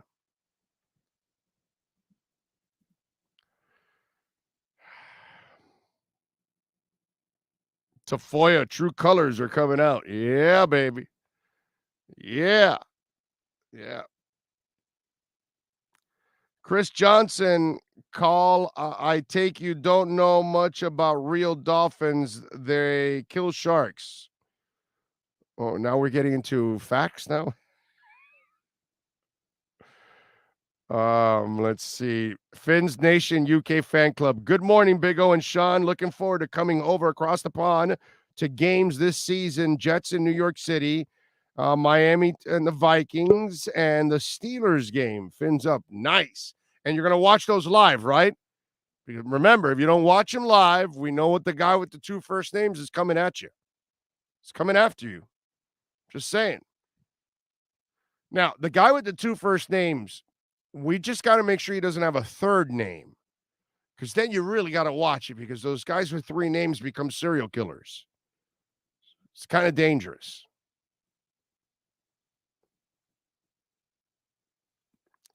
Chad says, I was thinking the same thing. If you missed the game and you can't get the tat, awesome, though. I'm sure it looks great, Laura. Fins up. There you go.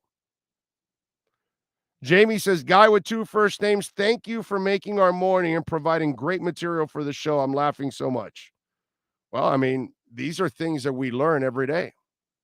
We learn that if you can't watch the show, a sporting event live, according to the guy with the 2 first names, you're a shit fan. In fact, you're not a fan. You can't be even included as a fan. You either watch it live or nothing. I can't wait to ask Alan Poupar about this. I want to see what he feels about the guy with the 2 first names. Let's do it with our Sports Grill Miami Dolphins Insider Report next. Let's get ready to talk Dolphins football. It's the Sports Grill Miami Dolphins Report with Sports Illustrated's Alan Poupard. With locations throughout South Florida, Sports Grill is the home of the special grilled wings. Check out our sponsored locations in Miami on Bird Road and 114th, and in Miami Lakes in the Royal Oaks Plaza. Here's Miami Dolphins insider Alan Poupard. Poupard's fandom, okay? And it probably sucks. I just want you to know, because mine sucks. A lot of you suck out there, obviously, according to the guy with 2 first names. So, a guy asked me here because I mentioned, are you a Gorillaz fan? Right? They're pretty cool. I like them. I think they're groovy. They only have they've announced 14 dates worldwide. Okay. We have one of them. So a guy sends me a text and says, hey, I want to go to Gorillaz, but it's the same night as Dolphins Steelers. So I go to him, dude, record the game, go to the concert. You'll enjoy both. Your life will be the same. Don't worry about it. A few years back, you remember the Notre Dame Miami game? Which one? Notre Dame Miami. The recent one. The recent. I'm old. The recent one. Okay. I know we're old and we're thinking like real Notre Dame Miami games. No, not the real ones. I'm thinking 30-43. I'm thinking the fluff one of a couple of years ago. Okay, yes. So that night, I remember I was going to Buckingham and McVie. That they came out with an album, and then they were going to Hard Rock. And I go, dude, I'm not missing those two, because I've seen all versions of Fleetwood Mac. I've seen the solo Lindsey, the solo Stevie, and now I get to see Buckingham and McVie together. I'm like, oh, dude, I got to see this. I'll record the UM, which was a memorable game and all that, but I watched it when I got home. My God, I was able to see everything, dude, with the DVR. It's a beautiful thing. Anyway, so some guy with 2 first names gets on there and says, we're bad fans. If you don't watch the game live, it's just not worth it already. It's just not the same anymore. And to me, it's like, I had to have some fun with that, because I find that to be utterly ridiculous, because you can't record the concert. Okay, dude, you can record, you're going to have a wedding during the same game of a game. You're going to have to go to your kid's graduation or something during a game. You're always going to have some conflict at one point or another in life. So what do you think of the person that tells you you're not a good fan if you don't see it live and you've got to sacrifice it for everything else? Now, I'm curious. Do I know that person with 2 first names? No. It's just a listener there that just Okay. I'm just having fun. The guy has 2 first names, so I just like. Yeah, no, and I think I said this Right. before on your show. Actually, the one, like one of the handful of Dolphin games I haven't seen live in 33 years was because I went to see a Rush concert at Coral Sky Amphitheater, whatever it's called these days, but I think it was Coral Sky back in the day. Dude, they play 16 games a year, and you're watching the game is not going to affect the outcome. Spoiler alert. So Right. yeah, it's Right. okay. It's okay for there to be other things than the one game that week. That's perfectly okay. Yeah. What tour was it, by the way? It was 1996. I don't know. I have no idea what tour. Okay. All right. December 1996. The Dolphins were playing the Giants, and they lost. I think maybe 1914. I want to say. Right. But it was that year. Why am I thinking? What's that? Oh, God, now I'm brain farting, but I think I know which is the album actually. That why am I thinking something red or something? Not Red Barachetta. Yeah,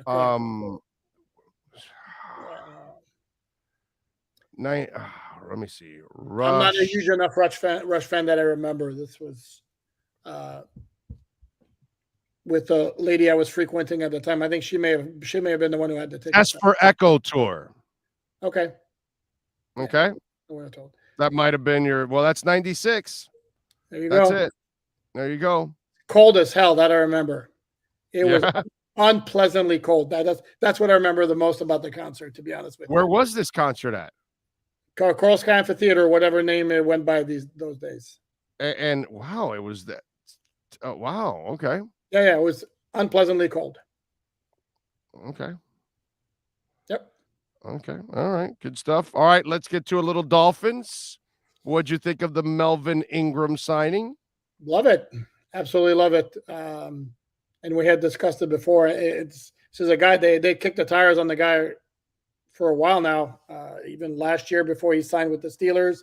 This year they brought him in. I don't remember when it was, about a month ago. So you always knew it was out there. And look, I don't care what his numbers said last year. I know I saw him in the playoffs, and you could feel him big time. I mean, he was affecting the game, and that's what you want from an edge defender, pass rusher, even if the sacks aren't there. And there are guys who will collect sacks who don't necessarily affect the game as much as somebody who, again, is always rushing the quarterback, hurrying his throws and stuff like that. So, no, I think it's an excellent pickup. I don't know. I haven't seen dollar amount on it. I can't imagine it's a huge it's not any kind of money. I would imagine. Nobody is signing for the kind of money now that is going to cripple your cap. Let's put it that way. Even if JC Treader signs, it will be a contract that they can easily get out of and will not have a cap hit next year of any kind of significance. Correct. No, and you figure Ingram signed for 1 year or so. Right. No, it's a very, very solid move, and it adds, again, more depth to that defense, another quality player to what has the potential of being a very good defense. So there's nothing not to like about this move. I can't imagine anybody would have any issue whatsoever with this move. Yeah, I almost got the feeling last year, because I don't think they really used him as much. I almost got the feeling that Kansas City was getting him more for somebody else not to get him, as they were trying to make a run for a championship, because I don't even know if they used them as much as they could have actually last year. You know what I'm saying? So I almost felt like it was a luxury signing in the first place for them last year. As for Miami, I actually think they can use him in the rotation and keep everybody a little fresher too. Correct. No, he's a rotation guy. I honestly can't speak to that. I don't remember. I haven't checked his snap percentage stat. I do remember that I noticed him big time in the playoffs. That really stood out to me, and I was like, damn, that dude can still play. Yeah. So no, again, there's a very good pickup. And if it turns out that he's run out of gas at some point, again, it's not a major investment they made. So I don't see how anybody can not like this move. Yeah, no, I'm with you there. All right, what'd you think of the Treader stuff that's being talked about? That maybe there's some buzz going on, but some people also think that he may not sign here because of the heat and humidity and all that other stuff. So what the hell are we hearing here when it comes to that? he might not sign here because of the heat and humidity. I have never. Yeah. Not heard that. Somebody put out that he the heat and humidity of South Florida is not his favorite thing to be working out in. Yeah, that's an interesting one. Was that a reputable source? I don't know. Somebody sent that in. I don't even know if that's a reputable source or not. No, I have no idea. What I was told about Treader and which would jibe with him not signing right away is, again, he's had some knee issues and he doesn't need the wear and tear of working through the offseason program if he doesn't have to, and he doesn't really have to because he's an established veteran. So why would he be in a hurry to sign? There'll still be a demand for him, I would imagine, before the start of training camp. So which is when I think a move with him would be done, whether it's with the Dolphins, whether it's somebody else. And my expectation remains that the Dolphins are going to get a feel for what they have at center, if they can get by with what's currently on the roster, whether it be Michael Dieter, whether it be Connor Williams making the switch from left guard, and then decide, okay, we're fine with what we have, or no, let's make a move for Treader. I love that they're doing the joint practices again. They're going to do it with Tampa. Obviously, they play them in the preseason, so that's a beautiful thing that they're going to do that once again. Your thoughts on that? Because to me, that becomes more productive than anything else you do pretty much throughout training camp. Yeah, no question. And I wouldn't be surprised in the least. In fact, I would expect it. And I'm told it's actually been discussed about doing joint practices with the Raiders as well. That's the second season game, August 20th. And look at it this way. But wait a minute. Where is that game? That game is here at Hard Rock Stadium. Okay. Damn it. Sorry, Sean. I thought we had another excuse to go to Vegas. Sorry, Sean. Trust me, I thought about that too, because I will go travel for the joint practices. No, 2 of their 3 preseason games. No, and get this stat that I dug up. And in Vegas, joints are legal too. I'm sorry. Go. I'm sorry. I just we digress. Sorry, joint practice. Yeah, it's good that joint practices are legal. No, check out this stat. This is the first time since 2001, 21 years, the Dolphins have faced a team in the preseason that's more than a time zone away. So normally, that's right, because they usually play right in their southeast corridor. Yeah, corridor. That's what they do. It's Tampa Bay, it's New Orleans, it's Atlanta, it's Carolina, maybe Dallas, maybe Tennessee has been snuck in once in a blue moon or something like that. But God, it's always the southeast corridor, bro.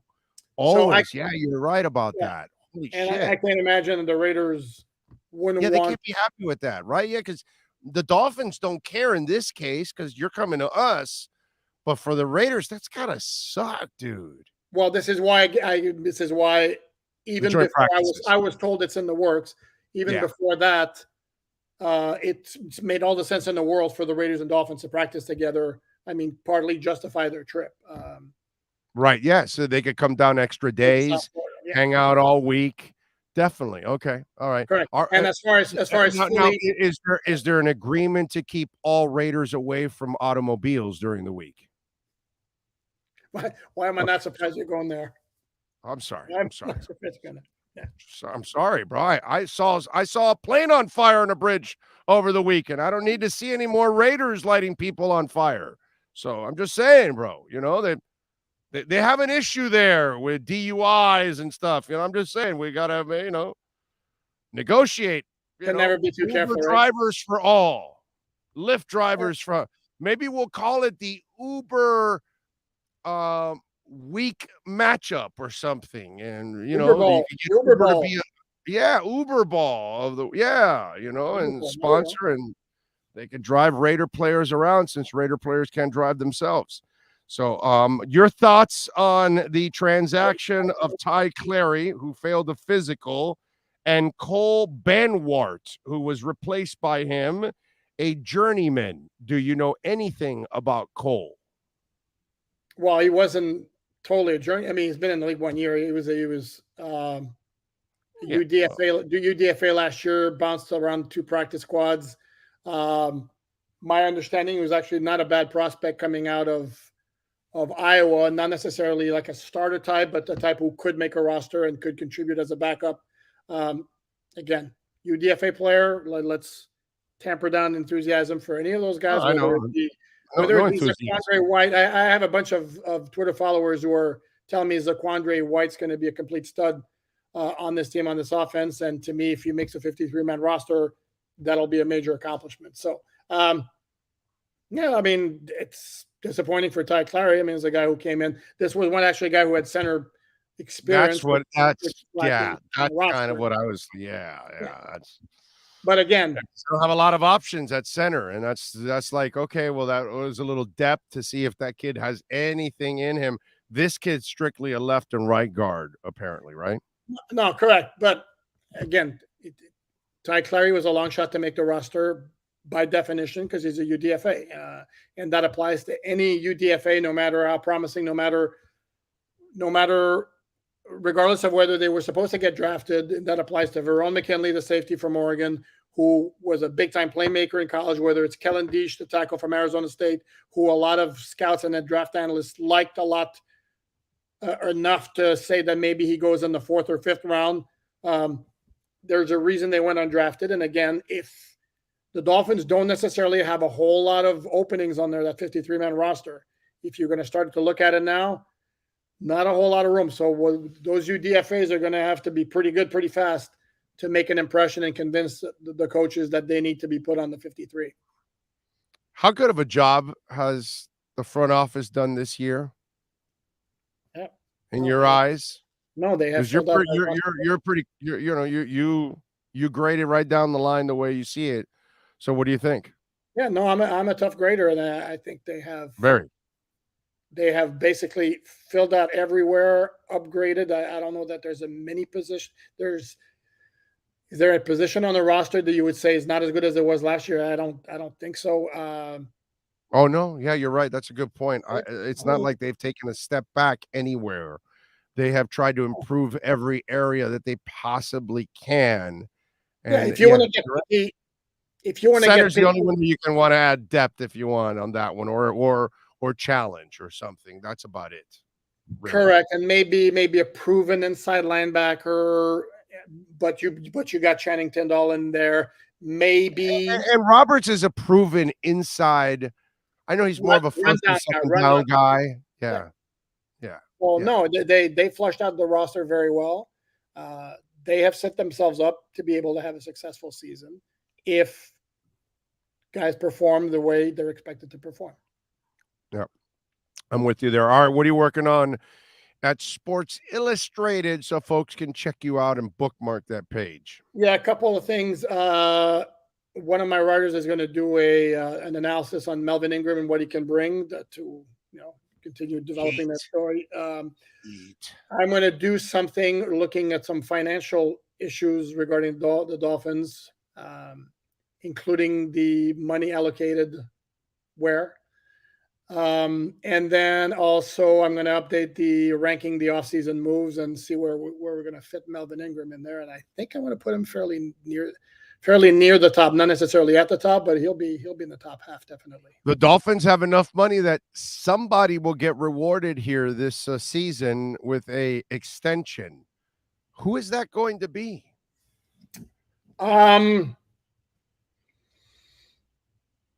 If we're talking during the season, in the second half of the season, okay. I believe somebody is getting an extension. Off the top of my head, the guy who jumps out is Christian Wilkins because he set it into his 4th year. If Tua balls out, he'll definitely be a candidate for an extension next offseason. He can't get one. Still one more year. There's no hurry. He can't get one during the season, but if he balls out, then this contract will be revisited next offseason. I'm trying to think. Yeah, Christian Wilkins is the one who really jumps out. I mean, I know they just give him the exercise option. Wilkins, Needham, and then Gesicki. I'd be surprised to see Gesicki get a long-term deal. Well, again, we're halfway, 3/4 of the season. No, I understand. He's a monster. He blew up. He fits perfect. Extension. Nick Needham blows up, has a great year. Boom, extension. Christian Wilkins blows up, builds on what he's already done, actually, because he took another step forward last year. He blows up and continues. I just think it's that order is what I'm saying. I'm with you. I'm Wilkins first, Needham second, then Gesicki would be my third guy. Anybody else? Are we missing anybody else? Of those three, I have the same order that you. That's scary, actually. But I have the same pecking order that you do. Anybody else? Because the other guys are down the line. Tua's down the line. Holland's down the line. Baker, they gave him his deal. I don't know. I don't know anybody else, dude. Raekwon Davis. Although I think he has to wait until next offseason. I'll give you one. I got one for you. Michael freaking Dieter, bro. There you go. If Michael Dieter balls out this year and all of a sudden grows up at center and 3/4 of the year in, the guy's dominating, they have no, he's number one. He's number one. Okay. If he does that. If he balls out, is what I'm saying. Right. Remember, all of these four guys we just mentioned, they must force this contract. Correct. Is what I'm saying, right? So there you go. So Dieter would be the other guy as a wild card that we're not even thinking of because we're all replacing him every time. No, correct. And because right now what we see him at, to me, is like at best solid, serviceable. Right. I don't think anybody's projecting like stud. And everybody wants Treader, bro. Everybody keeps saying Treader. So that's what I'm just saying. Like Dieter comes in all of a sudden and tells everybody, hey, F you all. I'm here to dominate. I'm taking over. 3/4 of the year in, the Dolphins are going to go, holy shit, we better sign this guy right now because if not, we're going to lose him. Works for me. That'd be a best case scenario, actually. Yeah, no, that would be an amazing scenario for the Dolphins. But yeah, there you go. All right, so there's an article for you. There you go. How about that? How about that? All right. Follow him on Twitter at Poopart NFL. Oh, by the way, the NHL, bro. Very know your place, man. Very know your disappointing. place, bro. Know your place, bro. You're not the NBA. You're not the NFL. Your number one team, the team that won the President's Cup. And you have and the only team you have that has an NBA conflict. You have all your other teams are not involved in the NBA playoffs. This is how you screw your showcase team basically by putting them up against the NBA every night. Dude, NHL, know your place, dude. Learn how to promote your damn sport, man. God, I mean, could you be that dense to not really know and understand that? That's crazy by this league. It really is. No, yeah, it's a shame. It's a complete shame. Because they lose out on the casual sports fan who wants to support the South Florida teams because they're going to watch the Heat, not the Panthers. We have tickets left over for the damn Panthers. Do you know why? Because you're selling tickets for the same night for the Heat, bro. We're South Florida. We're not there yet. We're not New York and Chicago. We're not those kind of towns that our teams have been here for 80 years and they're entrenched, and your Islander fans are your Islander fans and your Ranger fans are your Ranger fans. And if there happens to be a conflict, you have the people to fill both of those arenas. We're not that freaking town. Why do you put up the Panthers against the best franchise in town, the freaking Heat? Just NHL, dude. Figure it out, brother. God bless, man. Just sad. That's another article for you. Should be a great series. You won't write that one. Don't write that one. No, I won't write that one. NHL.com won't want that one, my buddy. Yeah. They don't want to hear that one. All right. Follow him on Twitter at Poopart NFL and catch his work there at Sports Illustrated covering the Miami Dolphins wall to wall. Alan, thank you, my brother. Appreciate you. You got it. Speak to you on Thursday. You got it. There you go. Sports Grill, baby. This has been the Sports Grill Miami Dolphins Insider Report with Alan Poupart, exclusively on the Big O Radio Show. Make sure you subscribe to the podcast and never miss a report. Search Big O Radio Show on most platforms. Visit Sports Grill in our sponsored locations in Miami on Bird Road and 114th and in Miami Lakes in the Royal Oaks Plaza. And by the way, I went on a complete diatribe ripping the NHL at the beginning of the show. So if you want to, I thoroughly broke it down why the NHL, it's just a Mickey Mouse league. And this was just another reason. Let's Big O, just imagine if Noah's light clicks on.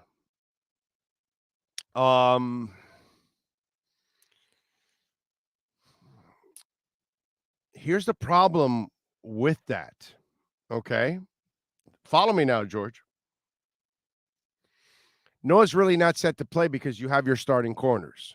In order for the light to click on, we need X or Byron Jones to get injured, and then Noah needs to get elevated, and then he shines. Something we don't know if he can or cannot do. So really, in the end, we don't really want to see Noah turn it on or whatever because we don't know what's going to happen. Now, if we knew that he was going to turn it on and you lost one of your corners, then that's a comforting feeling. But it's something we don't know. It's the unknown. So in a perfect world, Noah Igbenogany does not play much at all.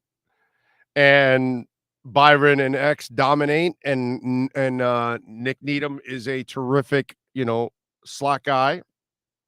And the Dolphins have a great year, and they don't need to find out about Noah because the established is already playing.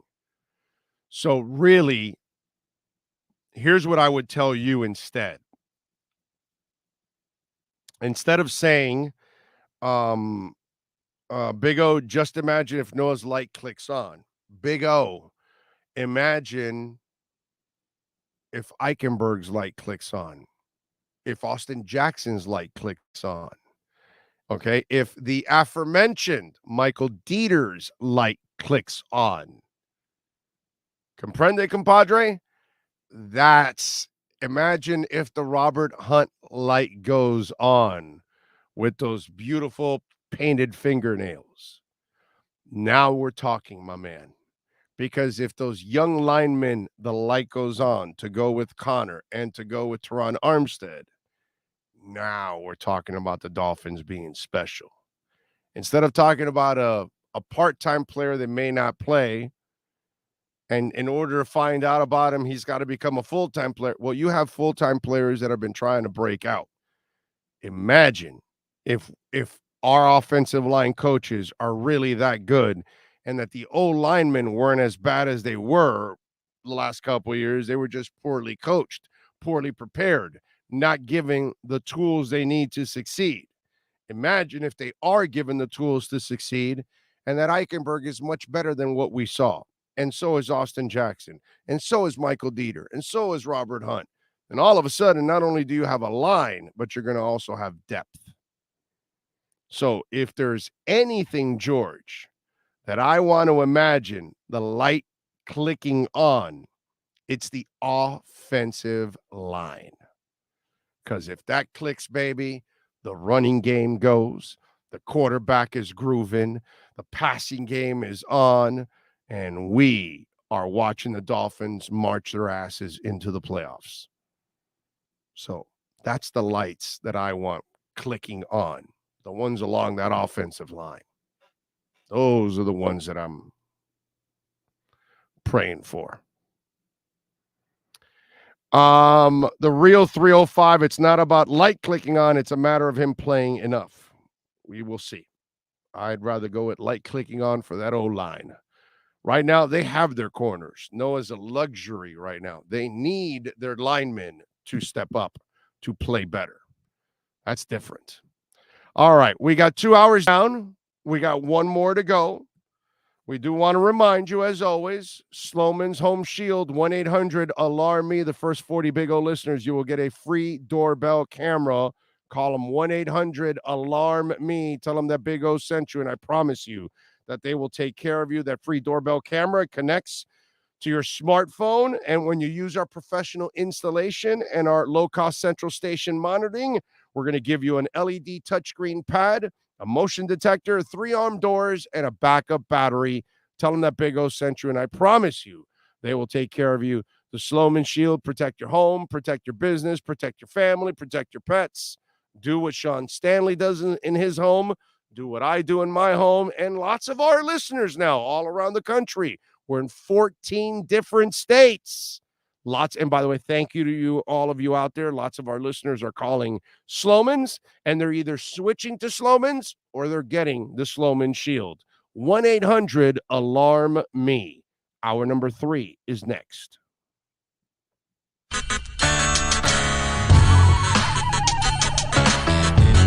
When protecting your family is your priority, there's nothing more important than a roof above the people you love. Call Tommy B. Butts Jr. Enterprises.com, 954-735-9826 or 954-394-1411, and ask to speak to Tommy, the owner. They specialize in all kinds of roofs, led by their highly crafted, skilled, and professional roof mechanics. All of their previous customers have an opportunity to enter their bi-weekly drawings to receive free an exterior impact metal door. Please call for more details. That's Tommy B. Butts Jr. Enterprises.com, 954-735-9826 or 954-394-1411. Trust Tommy to fortify and protect what's most important to you, your family. Oh, I think I know what this is. Houston, we have a package. Hello? No matter where you are, the Sloman Shield home security system guards your home. With next-gen perimeter protection, 24/7 monitoring, and interior motion sensing. And right now, get a free Sloman Shield security system and doorbell camera, all professionally installed, for free. Shield your world, the Sloman Shield. Folks, you can support the hardest working sports talk show in South Florida through Cash App or Venmo. Just search Cash Big O Show. Support us through Cash App or Venmo. Cash Big O Show. We thank you for your incredible support. If you're a Miami sports fan, then there's only one store to go to, and that's Caneswear at Miami Fanwear in Davie. They're your one-stop shop for all your Inter Miami CF, Canes, Dolphins, Panthers, and Marlins merchandise. They have hats, t-shirts, game day jerseys, and so much more. Located at 2511 South University Drive in Davie and open 24/7 online at caneswear.com or intermiamiwear.com. Call them at 954-835-5597. Caneswear, the spot where Inter Miami and all Miami sports fans shop. Sports Grill on Bird Road, Miami Lakes, and their newest location in Doral is now hiring. If you're looking to join a great company and South Florida institution, give them a ring or drop an email. Sports Grill is hiring all kinds of positions from hostess to servers, bartenders, or join the kitchen staff to craft some great food for their amazing customers. Please send your resume to m.cruz@sportsgrillmiami.com or call 305-219-5726. That's 305-219-5726. Sports Grill. Good food, good drink, good friends.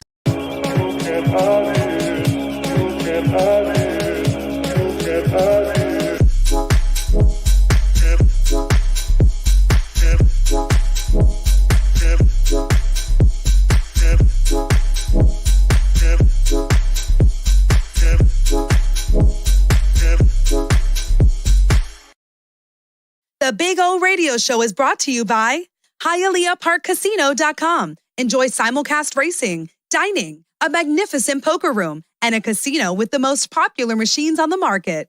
OKCoin.com. Download the app on iOS, Google Play, or Windows. OKCoin.com with over 50 different coins and incredible staking rewards.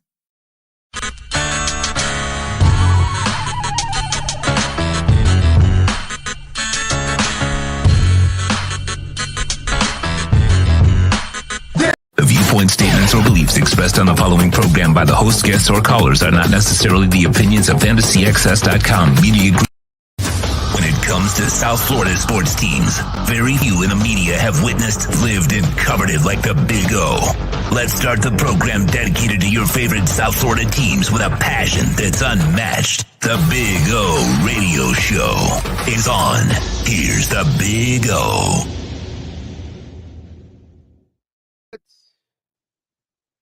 Hour number 3. I didn't see anything. It was like black, so I just hit anything there. It was playing. No, The there was disclaimer was nothing. on. There was nothing playing. It was maybe just not on black. yours. On mine, I had the disclaimer playing, and then it went to what you put on. I'm like seeing nothing. I'm just seeing a black polar bear in darkness, and I'm like, what's going on? What's going on? Anyway, welcome back. Sean Stanley mastering this program. If y'all want to get in on the Welt and Rayom text line, 855-912-1056. That's 855-912-1056. If you want to get the edge on everything going on South Florida sports, you tune in here. And if you want to get the best energy drink on the planet, you go to myedgedrink.com. 10% off the shipping anywhere you're at. So order it. Delicious, smooth, zero aftertaste. Zero aftertaste. 78 calories, too, which is a joke. So you definitely want to have a little edge. Energy drink. David says, Big O, I heard Miami never reached out to J.C. Treader. He's received offers from teams he doesn't want to go to. You think Greer cares more about his reputation with his garbage O-line picks? David, I personally think that you're probably an idiot for thinking that all the picks are garbage. Maybe it was the coaching that was garbage. You know, some of you out there, you may want to use a little common sense. They're hitting on all the other picks. The only picks we don't know about is Noah and Hunter because they don't play. But the old linemen were probably misguided. But if you want to think that they're all bad picks, and so so he drafted 5 guys and signed a left tackle and a left guard. So 2 of his guys already lost positions. So out of the 5 guys they drafted, only 3 of them. But yet you think they're not signing Dieter to justify their draft picks. So that's another reason why, obviously, David, you're not a very smart football fan. So one of the 2. Not sure which one is it. Because they're not, protecting their reputation if they went and got Armstead and Connor. If they went and got Flowers. Get what I'm saying? But you probably don't. But that's all right, David. You can create any narrative you want, bro.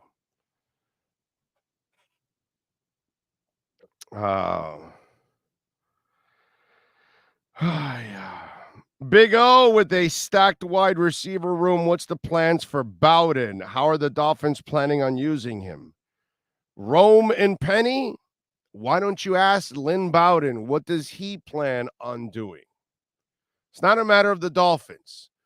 Lynn Bowden will have his opportunity to take the field and try to make an impact and force a decision upon the coaching staff. But the coaching staff is not there to cater to the young man and not try to replace him. So they brought in some stiff competition. Now it's up to Lynn Bowden Jr. to go prove himself that he can do some of the things we all think he can do. So if there's a stacked room, step up, kid. It gets to a point where it's up to you now. And they were able to hide you for a year now, on the injured list. Here's your opportunity. Don't screw it up. Let's see. What else do we have here? Treader's dad said Dolphins made him the best offer. I don't know what the hell to believe in any of this crap. All I know is the guy's still out there and he must be asking for too much money. Something like that must be going on. A couple of ex-Saints in the news. First of all, let's start off with Sean Payton. Sean Payton has agreed to broadcast for Fox this offseason.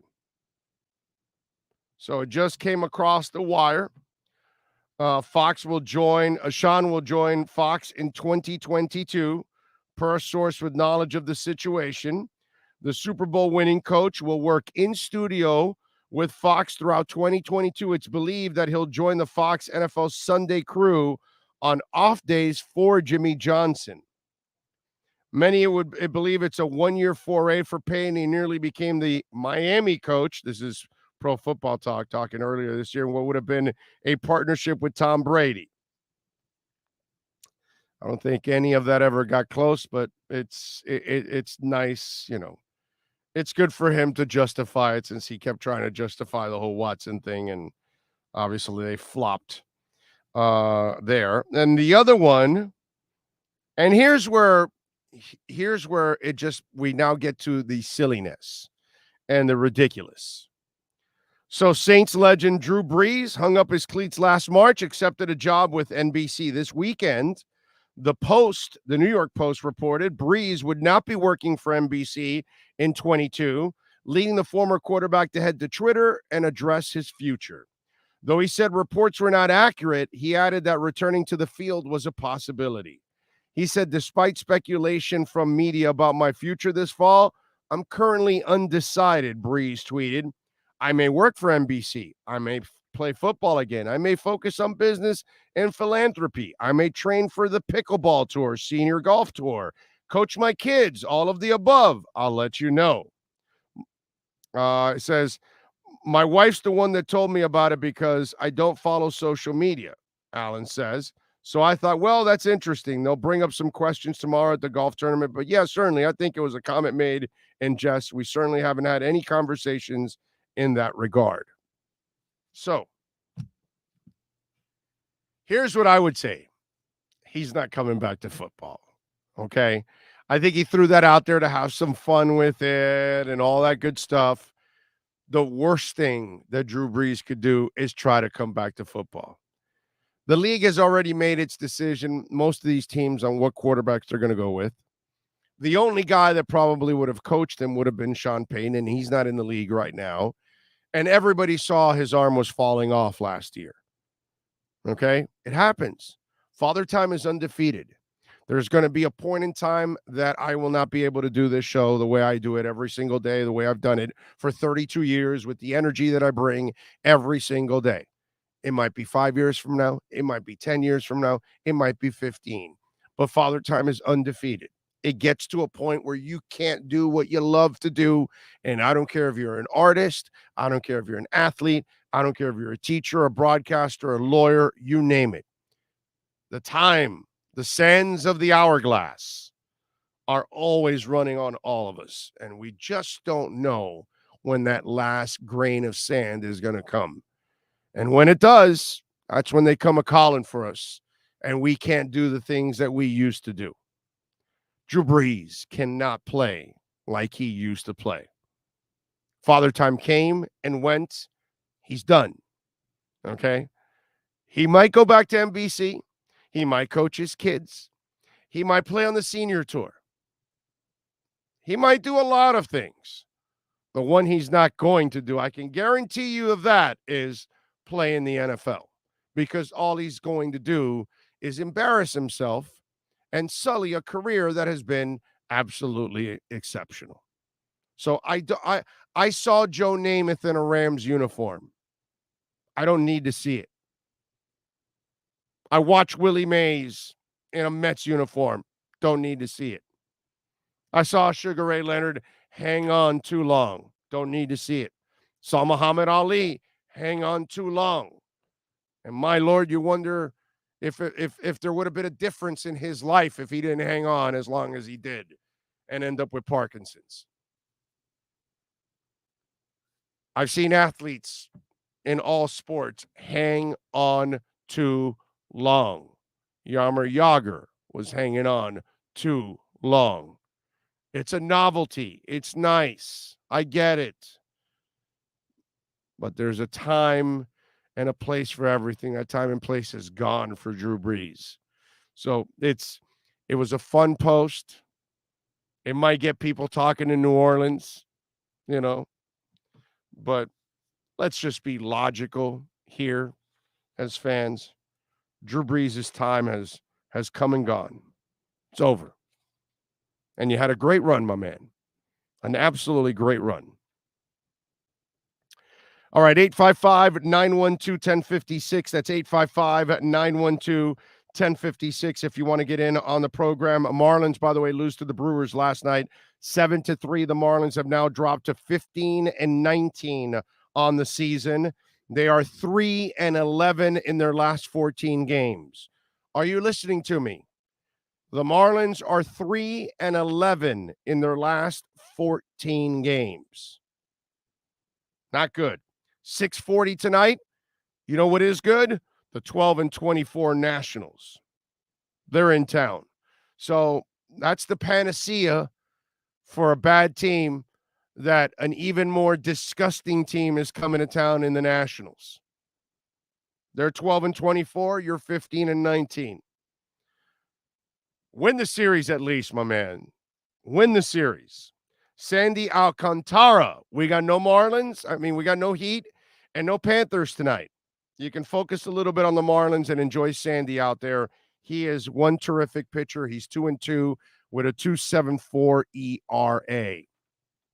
I just wish these youngins had a little more run support. Inter Miami tied DC United over the weekend, 2-2. Leo Campana rang that bell again in the 31st minute. Lowe got the second goal in the 45th. Wednesday, they're at Philadelphia at 7:30, and Sunday, they're home against the Red Bulls at 6 o'clock. Hell of a week for Inter. And not a good season, obviously, for Inter, too. You know, I will say this. The game on Saturday was pretty good. They played a pretty good game. You know, they're not winning much, and they're not going to win a lot of people over in South Florida. I do like watching these young guys play. They are more entertaining. It wasn't a bad game, man. Although I got desperate at the end. They had to go to Higuain. When they brought Higuain off the bench, I'm like, oh, my God. It's like Higuain is like I don't know. It's just one of those things that's like, you don't look forward to it. It's like when they call his name, do you have to? Do you need to? Must you play him? You know, that kind of stuff. That's kind of how I felt. Were you watching the game at all, Sean? Yeah, just out of curiosity, when Higuain is calling, when they're calling for Higuain and he's warming up to come in, what's the feeling you get? Like, is it like something like, really? Do we have to? Am I the only one thinking like that? Do you think like that at all? I don't know necessarily that I thought that, but I was like, oh boy, this is going to slow down. It's like liability.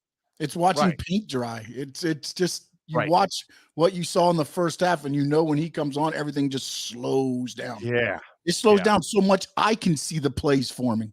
Right. And I know nothing about soccer. Right. Yeah. It's just bad, man. Just bad. God. So I told you, man, Panthers and Inter are the two teams that I desperately want to see them have so much success. And the Panther ownership has done their job. You know what I mean? And I know Inter wants to. I know the owner definitely wants to, but his hands are tied now after all the screw-ups. They're just limited in what they can do because those rules are so weird there in the MLS. No flexibility. Bowden could carve out a jack-of-all-trades niche in our offense. Well, it's up to him, man. It's up to him. The vanguards of manhood say the last Pro Bowl O-lineman we drafted was Jake Long in 2008. I won't include Tunsil as he's never made it as a Dolphin. Didn't Mike Pouncey get drafted and make it to the Pro Bowl, my man? After Jake Long? Anyway, JC, being a vet, doesn't want to do training camp and go through the grind. He could sign closer to the season. Maybe Isais. Keith C. Brown says, Big O is not a shy, unopinionated man. No, yeah, I struggle with opinions at times, yes. Big O, should be a fun series. Good luck to your Cats. Thank you, sir. Mob Rule says, how many seasons can Tom Brady take from the father time? Seems to be the exception to the rule. There's always one, Mob Rule. You know, Kareem Abdul-Jabbar played for a long time, dude. Long time. Now, he had a shot that was unstoppable. And by the way, I don't know how it like somebody hadn't learned it again. I don't know how a big man hasn't gone to Kareem Abdul-Jabbar and say, teach me the skyhook, please. Please teach me the skyhook. That's the only shot that cannot be defended. There's no way a 6'10", 7-foot guy is getting that shot blocked ever. How has nobody learned that? Don't get it. Don't get it. But anyway, every once in a while, there's those guys that they're able to play longer than most, and you just can't answer it, man. What's Julio Franco, right? Was the guy for baseball, right? Remember, Julio Franco was always in shape, and he played to like 40-something years old, and then he started playing in some, like, in his country or something like, right, or something like that, or I think it's the Winter League or whatever in Puerto Rico, that he would still play it to, and he's like 87 years old now, and he's still playing or something. You know, some guys are like that, man. They're freaks. And Tom Brady's that freak. Just some guys are like that. Kareem Abdul-Jabbar was that freak. And it's like, wow, the old man is still playing. Yeah, but you can't stop that stupid skyhook. It's amazing to me. Yeah, at least Magic, like, you watch that series, and in real life, Magic did develop the baby hook. And it's like, Magic was super smart, man. You know, like, yeah, let me steal that from Kareem. Nobody ever stole it back from Kareem ever. And all we ever do is steal. We can't make new music, except we got to repeat it. We can't make new shows. We got to repeat them. We can't make new movies. We got to repeat them. We got to make sequels to all of them because we have no creativity. You would figure that in the world of a lack of creativity, nobody has been smart enough to go say, hey, that Kareem Abdul-Jabbar guy, you had a shot that nobody could stop. Teach me how to Dougie. Teach me how to Dougie. Come on.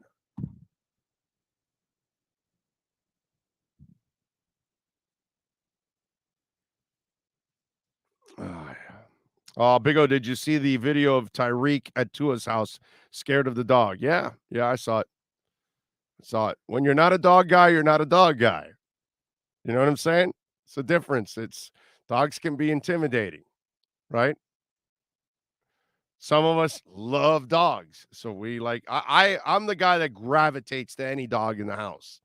Now, if it's one of those junkyard dogs that is just like, going to eat my head off, and obviously, all right, you've drawn the line in the sand. You have told me you don't want me to pet you. We will give you no love. We will respect your space. But if there's a dog in the house, you're going to see me around that dog and petting that dog, whosever dog it is. Again, unless it's a junkyard dog that you just, come on. Big O, did you, was it? Oh, I will teach you how to Dougie. Says, yes. Thank you, Dougie. You know how to Dougie because you are Dougie Fresh. So you need how to teach me how to Dougie. Teach me how to Dougie. Dogs just know when you are not a dog person. Tyreek has dogs himself. He ain't afraid. He didn't want to get close, that's for sure. Yeah, sometimes you just respect it. Big O, you are so right about the skyhook. It's playing young players. It's every player's laziness. Because this is 40 years that nobody bothers. It's the weirdest thing in the world. How nobody's gone to that guy and say, please, dude, teach me how to do this. I mean, bam. With his talent, learn that sky hook. All right, you're not going to be a great offensive player. All right, well, learn the sky hook around the paint, man. I don't get it. Michael says Tua was standing in front of a golf simulator in his house in the Hill video. Surprised some haven't ran away with that narrative. Can't wait till he balls out this year. Bam needs to learn that sky hook. He needs a move. Somebody's got to learn it. So, Caddyshack goes, Michael Cody, don't tell people that. Isaiah goes, Junkyard Dog. Wow, it took me back to WWF days. Junkyard Dog. Who was the Junkyard Dog there, Sean, in the WWF days that Isaiah's talking about? Who's the Junkyard Dog? That was Thump. He he used to have Thump on the back of his tights all the time. Okay. But he was, he was awesome. He was a fan favorite. He was Louisiana area and everything else. And then he got into big break with WWE. And then unfortunately he passed away tragically. Oh, that sucks. All right. The Junkyard Dog. All right. Interesting. Came to the ring with a chain and everything. Okay. And he did the little move with the, I don't know what the dance move is. The knees going in and out. He used to get on the ring rope. The Billy White Shoes Johnson one? Maybe, yeah. He did that on the ring rope, on the apron. That was kind of his intro. When Billy White Shoes Johnson scored a touchdown, he would do that, crossing over the legs with his hands and all that. He didn't do the hands part, but he did the legs, and then he did the barking because he's the Junkyard Dog. Okay. All right. Yeah, I remember Billy White Shoes Johnson, Houston Oilers, Billy White Shoes Johnson. That was classic. Yeah, he also came out to another one, Bites the Dust. So, as they pointed out in the. Okay. Big O Bam could do well with Tim Duncan's 15-foot bank shot also. There's no reason for Bam to be this limited on offense. Well, it's not his thing. It's just not his thing. Kareem learned to shoot the hook shot while I was in grade school using a drill made popular by George Mikan. All I know is it's the greatest shot in the history of mankind because it is absolutely unstoppable. If a big man learns that, there's no way of getting around it. No one jumps that high in order to meet the ball before it meets its peak because of the way you're separated from the defender, your body, your shoulder, and then that this long arm of yours is going over like there's no way you reach it.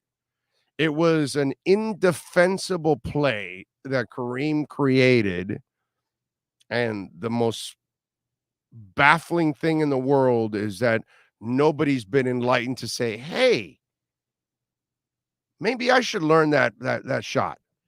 Wow, that's a really good shot. That's interesting. That can't be defended.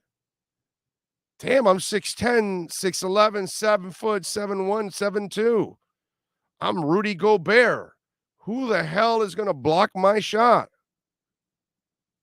I'm Bam Adebayo. How would you be able to stop that if I came up with it? And yet, still, nobody can do it. Guy did it from the baseline. Guy did it from the top of the key. Guy did it from any angle. He made that shot. You would figure that shot would have been like normal now. Like it would have been part of playground, lore. Like it would have been something that even kids were learning also. Magic was the only guy that had the brains to say, let me add it to my repertoire. And Magic was never a great offensive scorer. Like, no, I shouldn't say that because he scored around the basket. He was a scorer.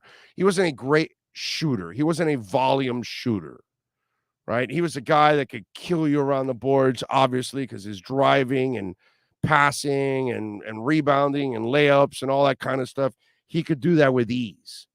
But man, he developed a little 3-point shot that was kind of like a shot put.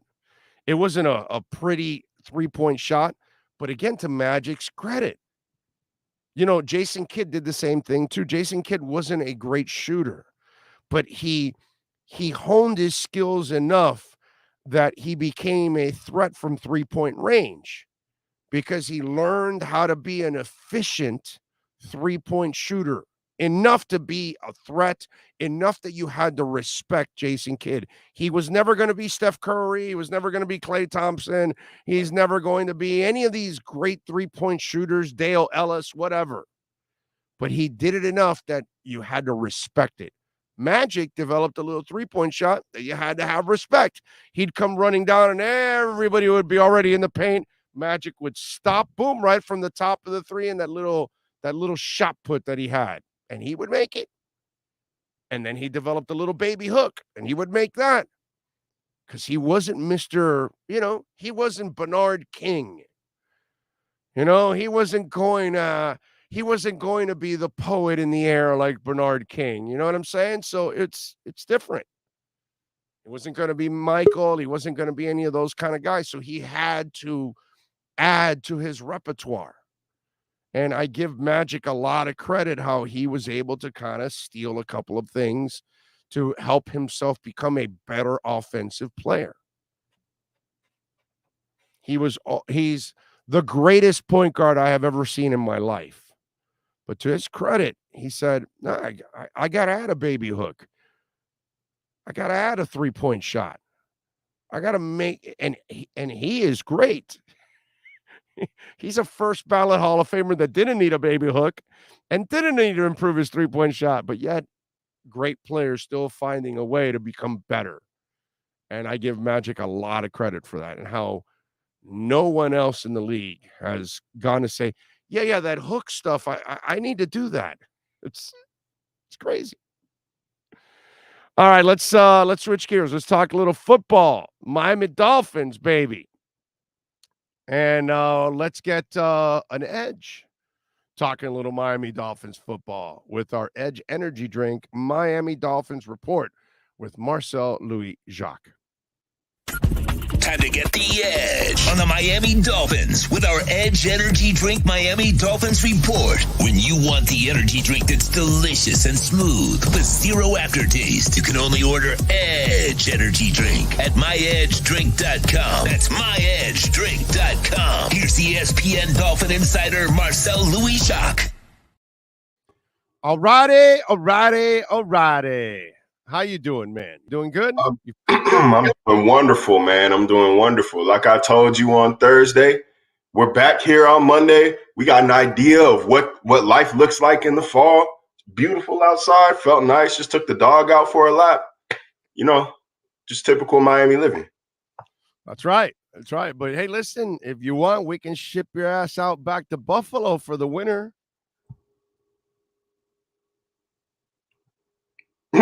Oh, I got to respond to that? My bad. I thought you were talking to yourself. That's on me. My poor communication. My bad. Now, we'll be back in Buffalo. Let me see what the date is. I have the calendar pulled up here. Don't even depress yourself with that. Don't worry about it. Oh, no. I love a Buffalo trip. I love going there when it's cold outside. I get to dust off my pea coat collection. I get to break the turtleneck out, the high top J's and everything. Like, I love it, man. For a weekend. We understand you work there, so you have to, give them a little love, and that's fine. No, but listen, all seriousness, prayers and lots of love and support to everybody in Buffalo, man, because rough weekend this weekend in Buffalo, man. Just some unacceptable shit that went on and just the kind of stuff that there's no place for it in our society. So all kidding aside, and we have some fun with Buffalo and all that stuff, but Buffalo strong down here for everybody, man, and support to all the people up there, because that was just unacceptable.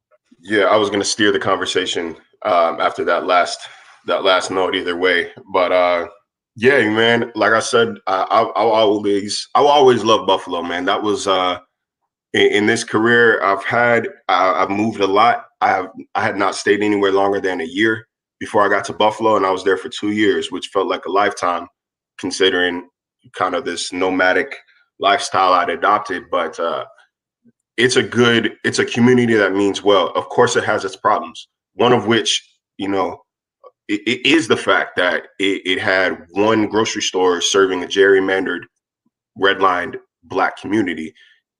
And the fact that it's so well known that a man was able to drive 3.5 hours, 4 hours to take advantage of that fault. There's faults in every community, so don't get me wrong, but it's still a good community. It's still a group of people who, for the most part, really care about each other, really look out for each other. We have a lot of listeners in that area, actually.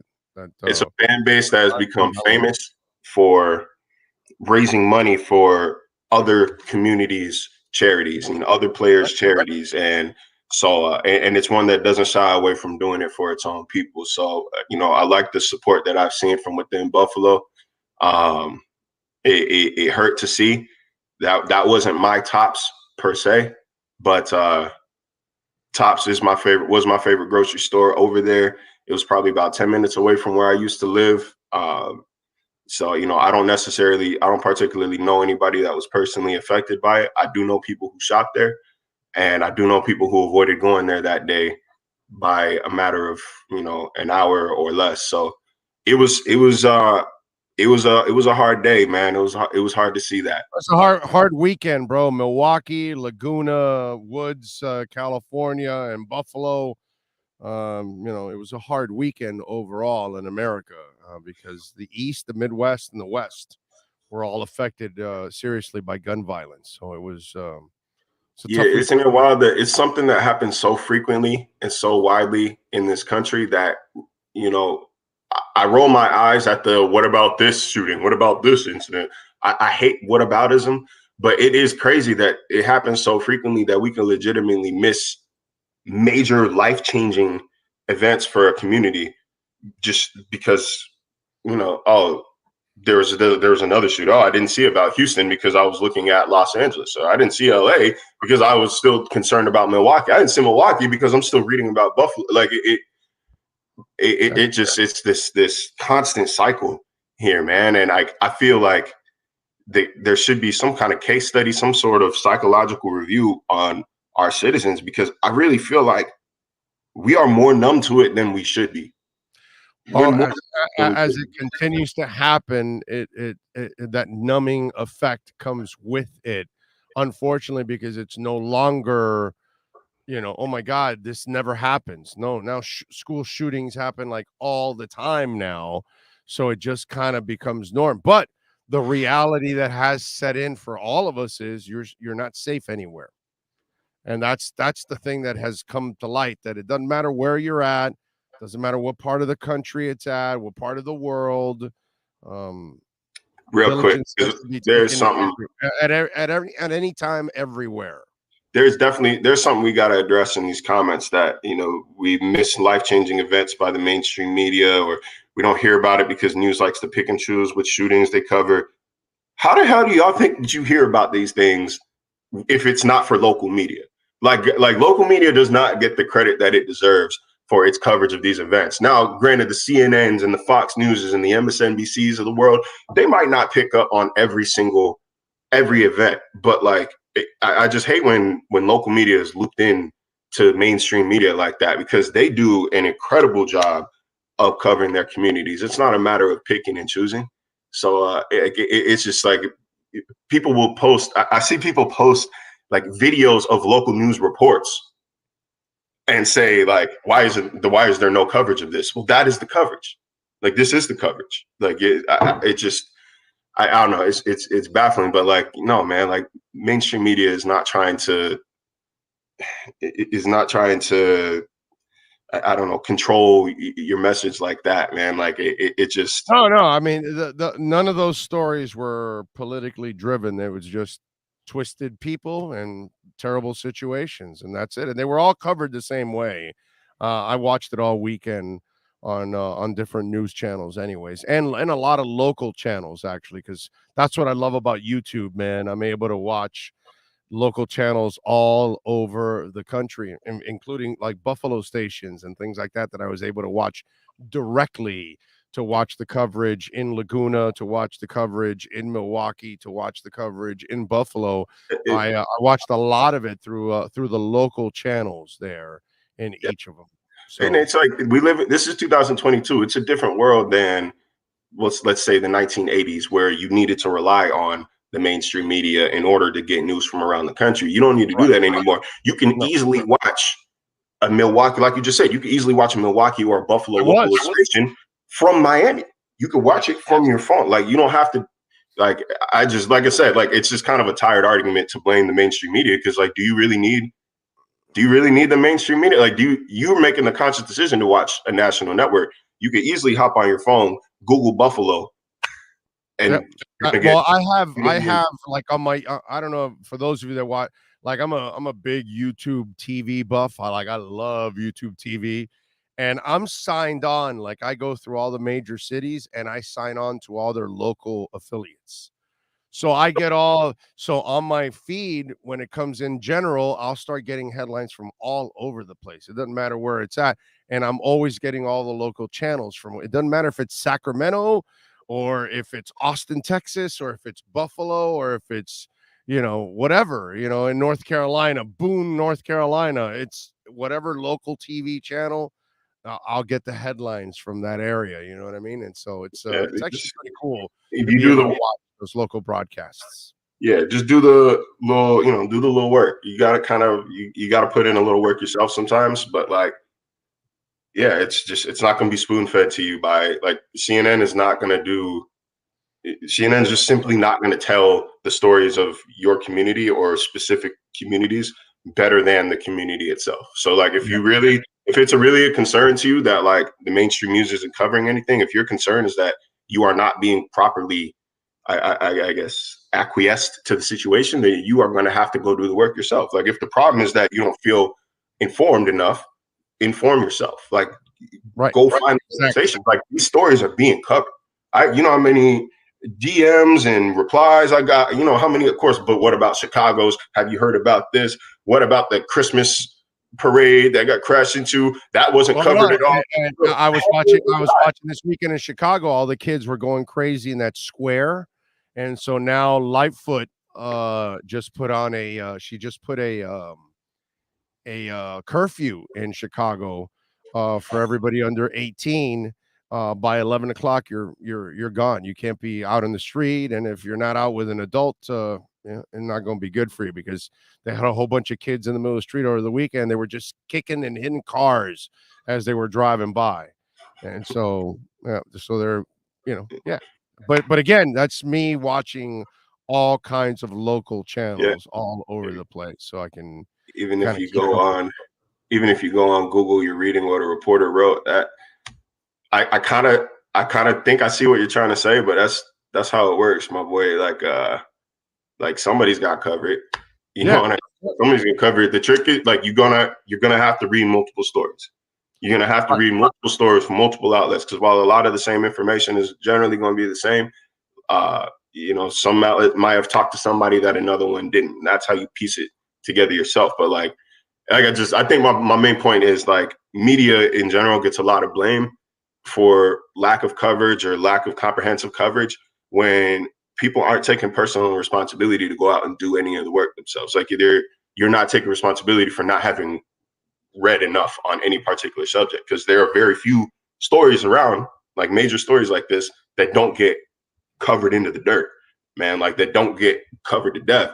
Like, you just have to put in a little bit of effort, like a minuscule amount of effort to do it. But yeah, got a little sidetracked. Like, I'm still, I'm sports. I made a conscious decision to go into sports instead of news for a reason.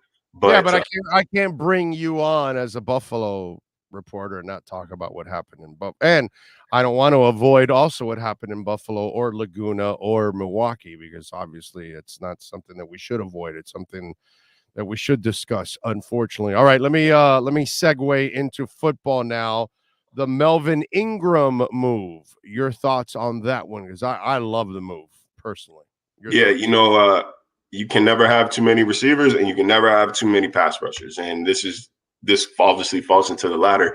When you look at Miami's pass rush rotation, they're the most aggressive unit in the league in terms of, you know, blitz rate. I think they were a 10th of a percentage behind Tampa Bay, but they really only have three main edge rushers, which is it's Ogba, it's Van Ginkel, and now it's Jalen Phillips. And then, you know, they might use Jerome, they might send Landon Roberts, but then there's a reason why Javon Holland and specifically Brandon Jones get set so often, because they don't really have that rotation. They didn't really have that rotation on the edge.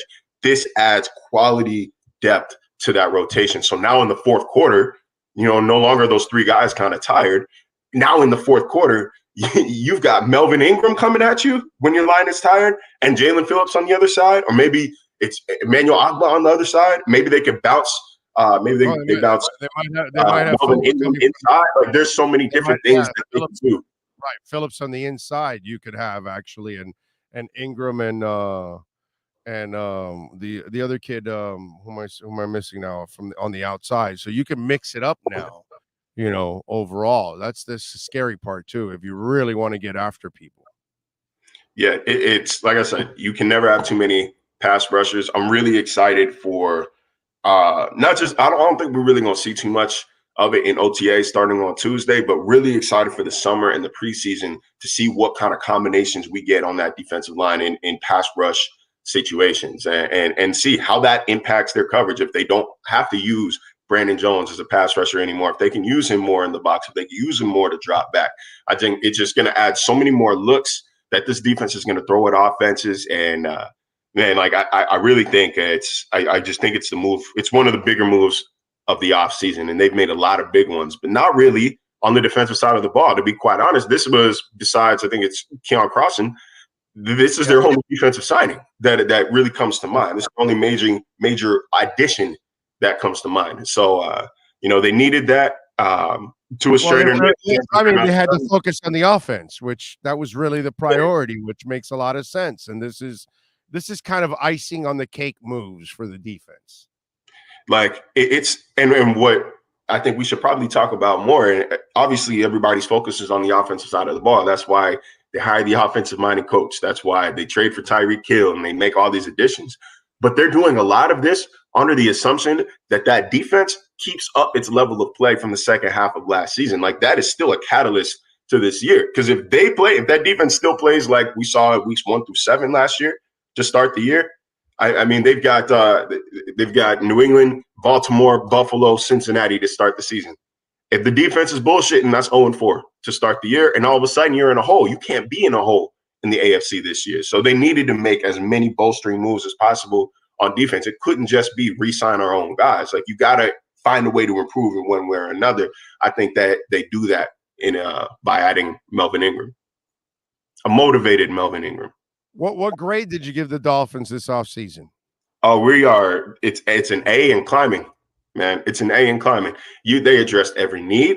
They addressed even positions that weren't necessarily a need. They addressed it with excess. They got quality playmaking star power on both sides of the ball.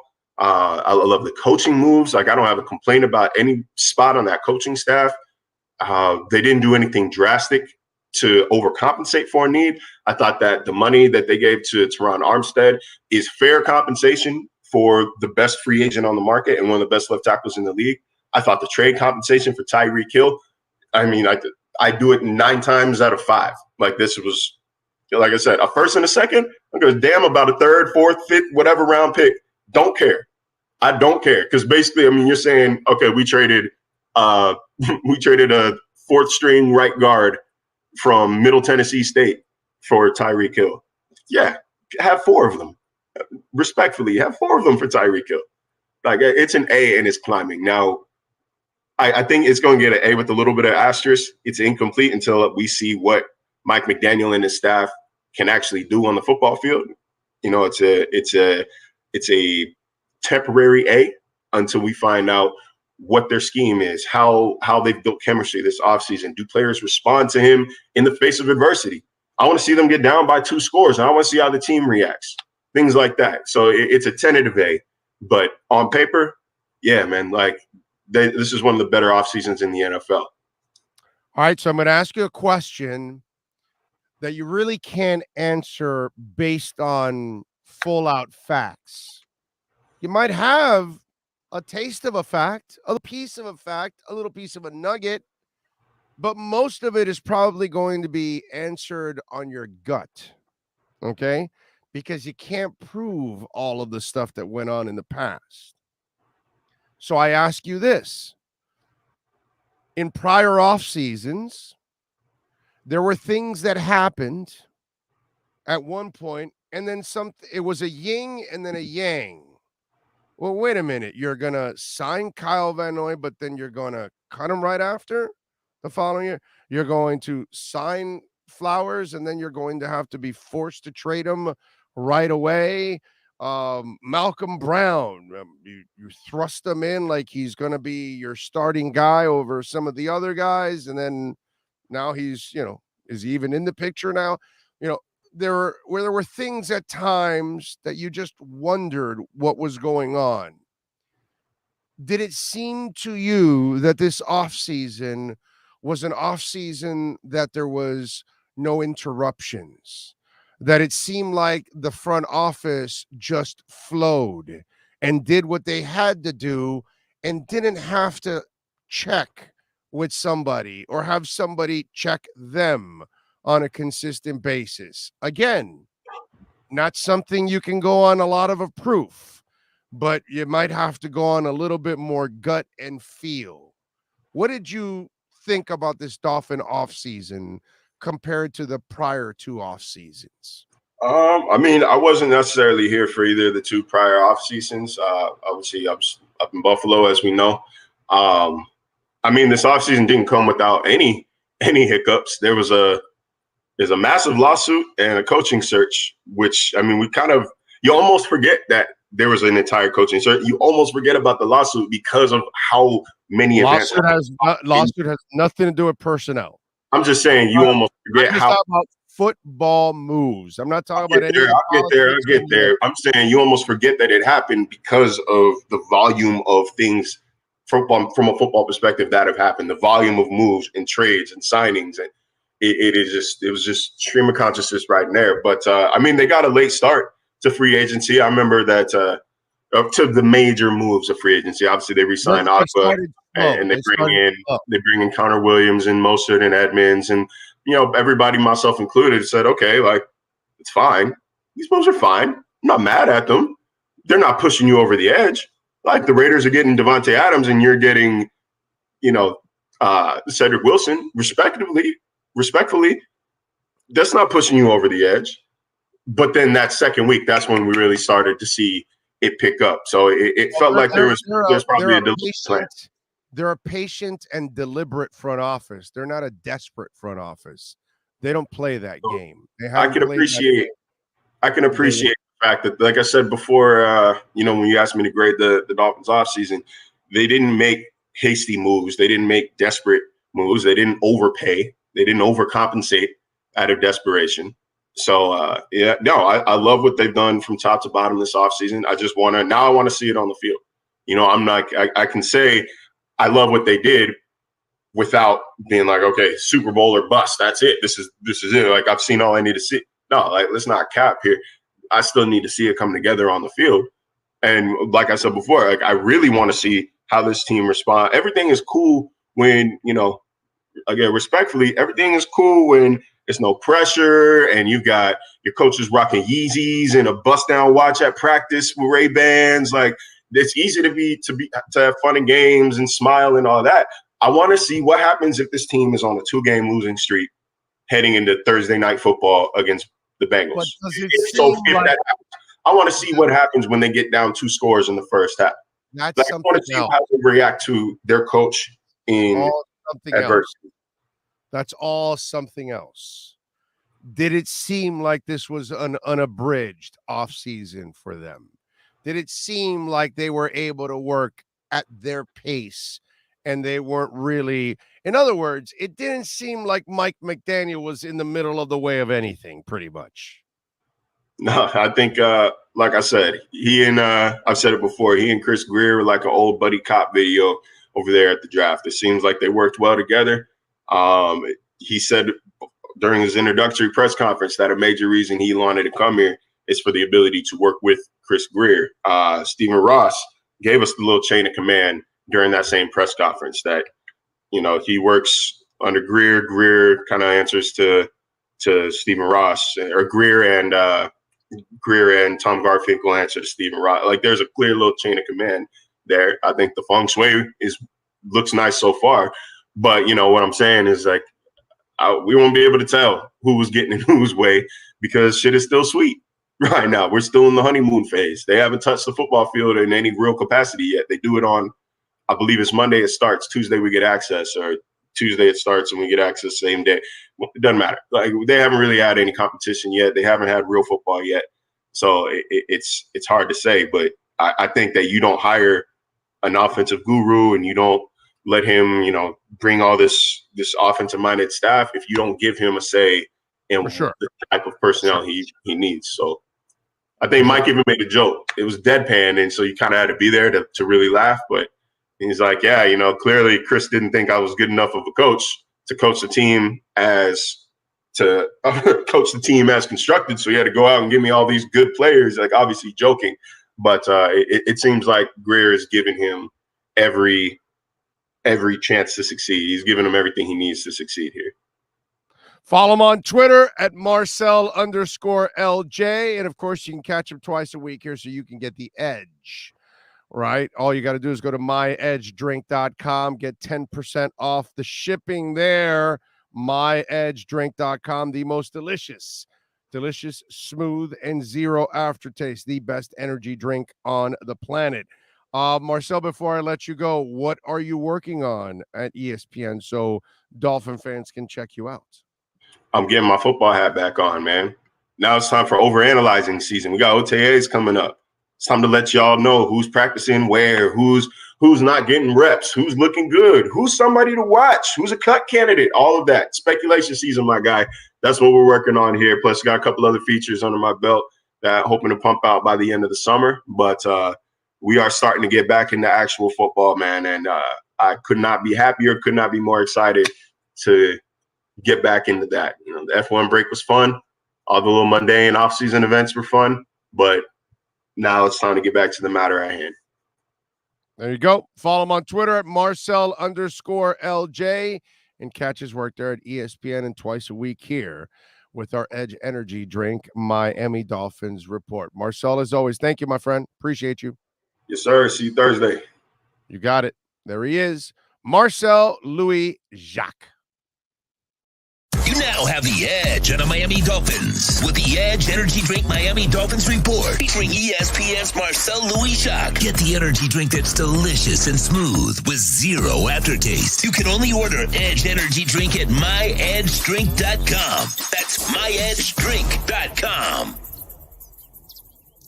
Says Big O, I'm a little bit behind on the show. I must chime in to say that unfortunately, it's absolutely not the same watching a game later knowing that the result opposed to watching it live. And the point is, Nelson, or the guy with two first names, what's the difference in your life a year later or 10 years later? You saw the game anyways. What's the difference? Are you any better because you saw Notre Dame in Miami live and I went to go see a concert and then I saw Notre Dame in Miami after? What's the difference? I saw the game. So did you. Who gives a shit? What do you want, a brownie because you watched it live and I watched it a couple hours later? Here, I'll give you a brownie. What do you need? You need some points? Is your life incomplete? 5 years later, you're going to feel less of yourself because you didn't see it live? Seriously? Is that going to affect your world? Is that how sad you are as a human being? Listen, I have a life. Maybe some of you don't. But if I have a chance at a concert and a game is going on, I'll record the game, I'll go see the concert, and I'll watch the game, and I'll enjoy both. But if you think going to watch a game live, I've got to watch it live or not, and miss out on the concert, I feel bad for you, some of you. I really do. I think if you choose that, if you're missing out on something in life, I don't care what it is, a great event, because you have to watch this sporting event live. And you can record it and watch it later, which is not going to do anything for you. But if you have to watch this and you have to miss this event, whatever it is, a friend's wedding, a great concert, an amazing, I don't know, play, whatever, you name it. I don't know. It's a thing you can't see again. I feel bad for you, dude. Seriously. I like I got to label you this, like an effing loser, bro. Really? You're a loser. Oh no, I got to go see the game. I'm not going to go to the concert. The concert's once in a lifetime. The game can be recorded.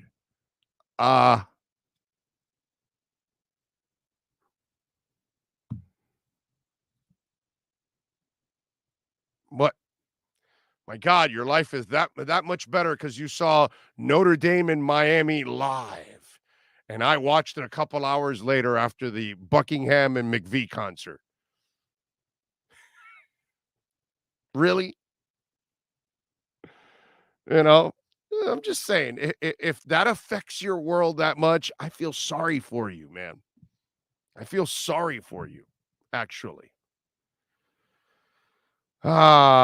If they need a proven center to compete or backup Dieter, they should use that cap room to sign Treader as long as physically he's good. Well, what I like is that they're waiting to sign him on their price, not his. That's what it looks like to me.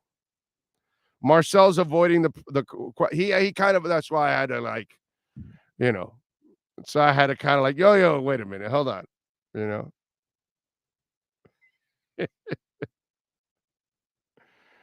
I'm a football junkie, season ticket holder for the Fins, and I record all the home games. I attend and rewatch the TV broadcast after coming home from the stadium.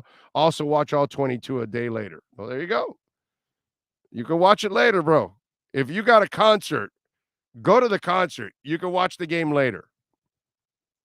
That has nothing to do with any of that. Can I get laid now or after the game? See, I get laid first, record the game, watch it later. That's also more important. Live is worse because you mostly likely cannot rewind and really break it down if you want to. It doesn't matter, bro. You watched it live.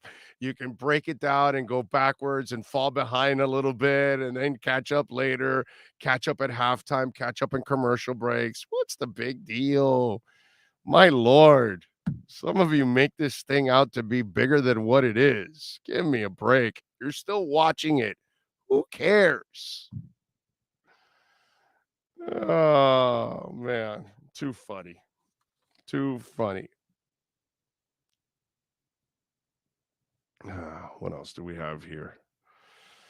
Yeah, I don't think we have anything else that I must address. What other centers would you like? I don't know of any other center that I would sign outside of Treader, man. That's it. But I know he's got the knee issues, so I'm sure they're trying to protect themselves on that deal. It's probably what's going on. And that's the only thing I can think of. Did you see that Nike may not re-sign Kyrie Irving? I mean, really, do you want that flake to represent your company in any way, shape, or form? Because that's what he is. He's a flake. Let's just call things like we see it, right? The animal in Buffalo he's not crazy. He's just an evil dude, and he needs to pay the price for being evil and hatred, right? Let's just call it like we see it, all right? And Kyrie Irving is nothing but, a goof, a fool. So Kyrie's Nike shoes deal may come to an end. Adrian Wojnarowski says that the Nike was planning to part ways with Kyrie after their current deal expires. Kyrie has had one of Nike's most popular and profitable signature shoes, but uncertainty surrounding his NBA future leave Nike unlikely to extend him to a similar signature deal beyond next season. Okay? He has some decisions to make on his own. We're looking for guys that want to be something bigger than themselves, play team basketball, be available. That goes for Kyrie and everybody here, said Sean Marks, former Miami Heater and current general manager of theirs, which he was also talking about that. So it's getting to a point where the Nets finally figured out, hey, Kyrie, shit or get off the pot. Nike saying, hey, shit or get off the pot. Hey, Kyrie, don't be such a little bitch. Grow up. Compartmentalize, baby. Okay? Crap is happening all over the world. You got your job to do. You have your responsibilities. All right? And not taking the vaccine is ridiculous. I don't care. Outside of a health stance, there was no other reason not to take the vaccine. Okay? Vaccines have been around for 100 years. We've been taking them since we were kids. And we've got all kinds of reasons why we've taken vaccines. Take the damn vaccine. You could have been there for your team this year. And maybe you would have been a better team. In the end, I don't care. You helped out the Miami Heat. And that's fine by me. I got no problem with that. But if I'm Nike, why would I want to associate with that flake? If I'm the Nets, why would I want to count on that flake? He's not reliable. That's all. And basketball isn't important to him. His teammates aren't important to him. The game isn't important to him. His responsibilities are not important to him. And I don't care what he does on the philanthropical end, if that's even a word. All right? I don't care. And I know he's done lots of things, but so do a lot of other players. But while they're also doing that, while they're also taking care of their families, while they're also enjoying life, they're also committed to their franchise, their team, and their job. That they pay them a lot of money. And last time I checked, nobody gives a shit about Kyrie Irving outside of him dribbling a basketball. Why? Because Kyrie Irving hasn't proven any other quality or gift or talent. I don't want to see him broadcasting. I don't want to see him doing anything. I haven't seen anything else from Kyrie Irving. I don't know what other talents he possesses. But if he doesn't want to take basketball serious, well, then get the hell out of the sport, dude, and go wherever you want. And if you think you can make a living doing the kind of thing you're doing now and making the kind of money, moron, then go ahead and get the hell out. But if I'm Nike, I wouldn't want any part of this clown. If I'm the Nets, as I've said for many years, and I've argued this over and over again, he is not a franchise player, never has been a franchise player. Just because he has franchise ability, he has never proven to have the maturity, the responsibility, the professionalism that it requires to become a leader of a franchise like Steph Curry or Jimmy Butler or any of these other guys like a Joel Embiid who take the job seriously, who are willing to sacrifice for their teammates, for their team, for the sport, for the betterment of their team. That's why they play the game. Kyrie Irving does not understand that. That logic does not cross his mind. It doesn't grow. It doesn't go through that temple. Okay? So he's a clown you want no part of. I don't care how gifted he is. I don't care what the good Lord blessed him with, because the good Lord blessed him with a world of talent. But he is a man that you do not use as the face of your franchise. He is way too immature in order to handle those responsibilities. He is not a man. No, he is a child who cannot lead men. That's what Kyrie Irving is, a child, not a man. Men take on responsibility.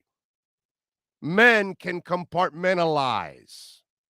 Men leave, they actually live up to their responsibilities. He doesn't know how to, he is a child. He has always been a child. He carries himself like a child.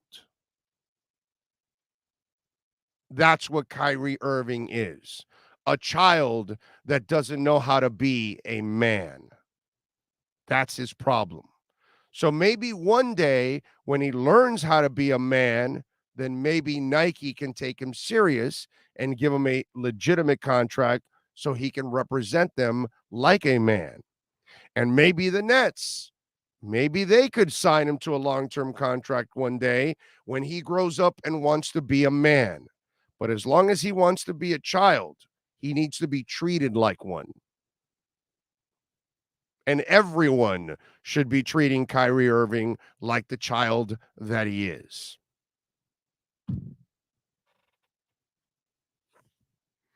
Anyway, what else do we have here? All right, we got a bunch of crap going on. All right, whatever. All right,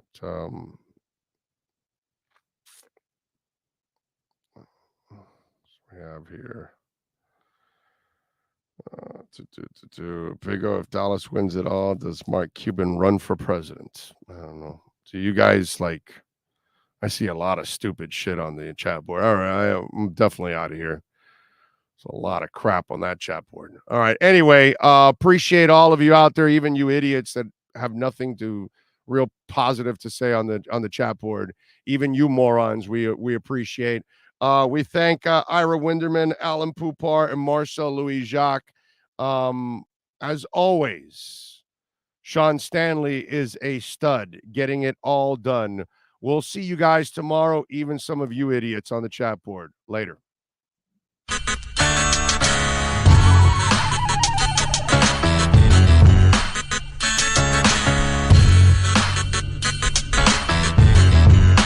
This is the Big O Show. This is the Big O Show.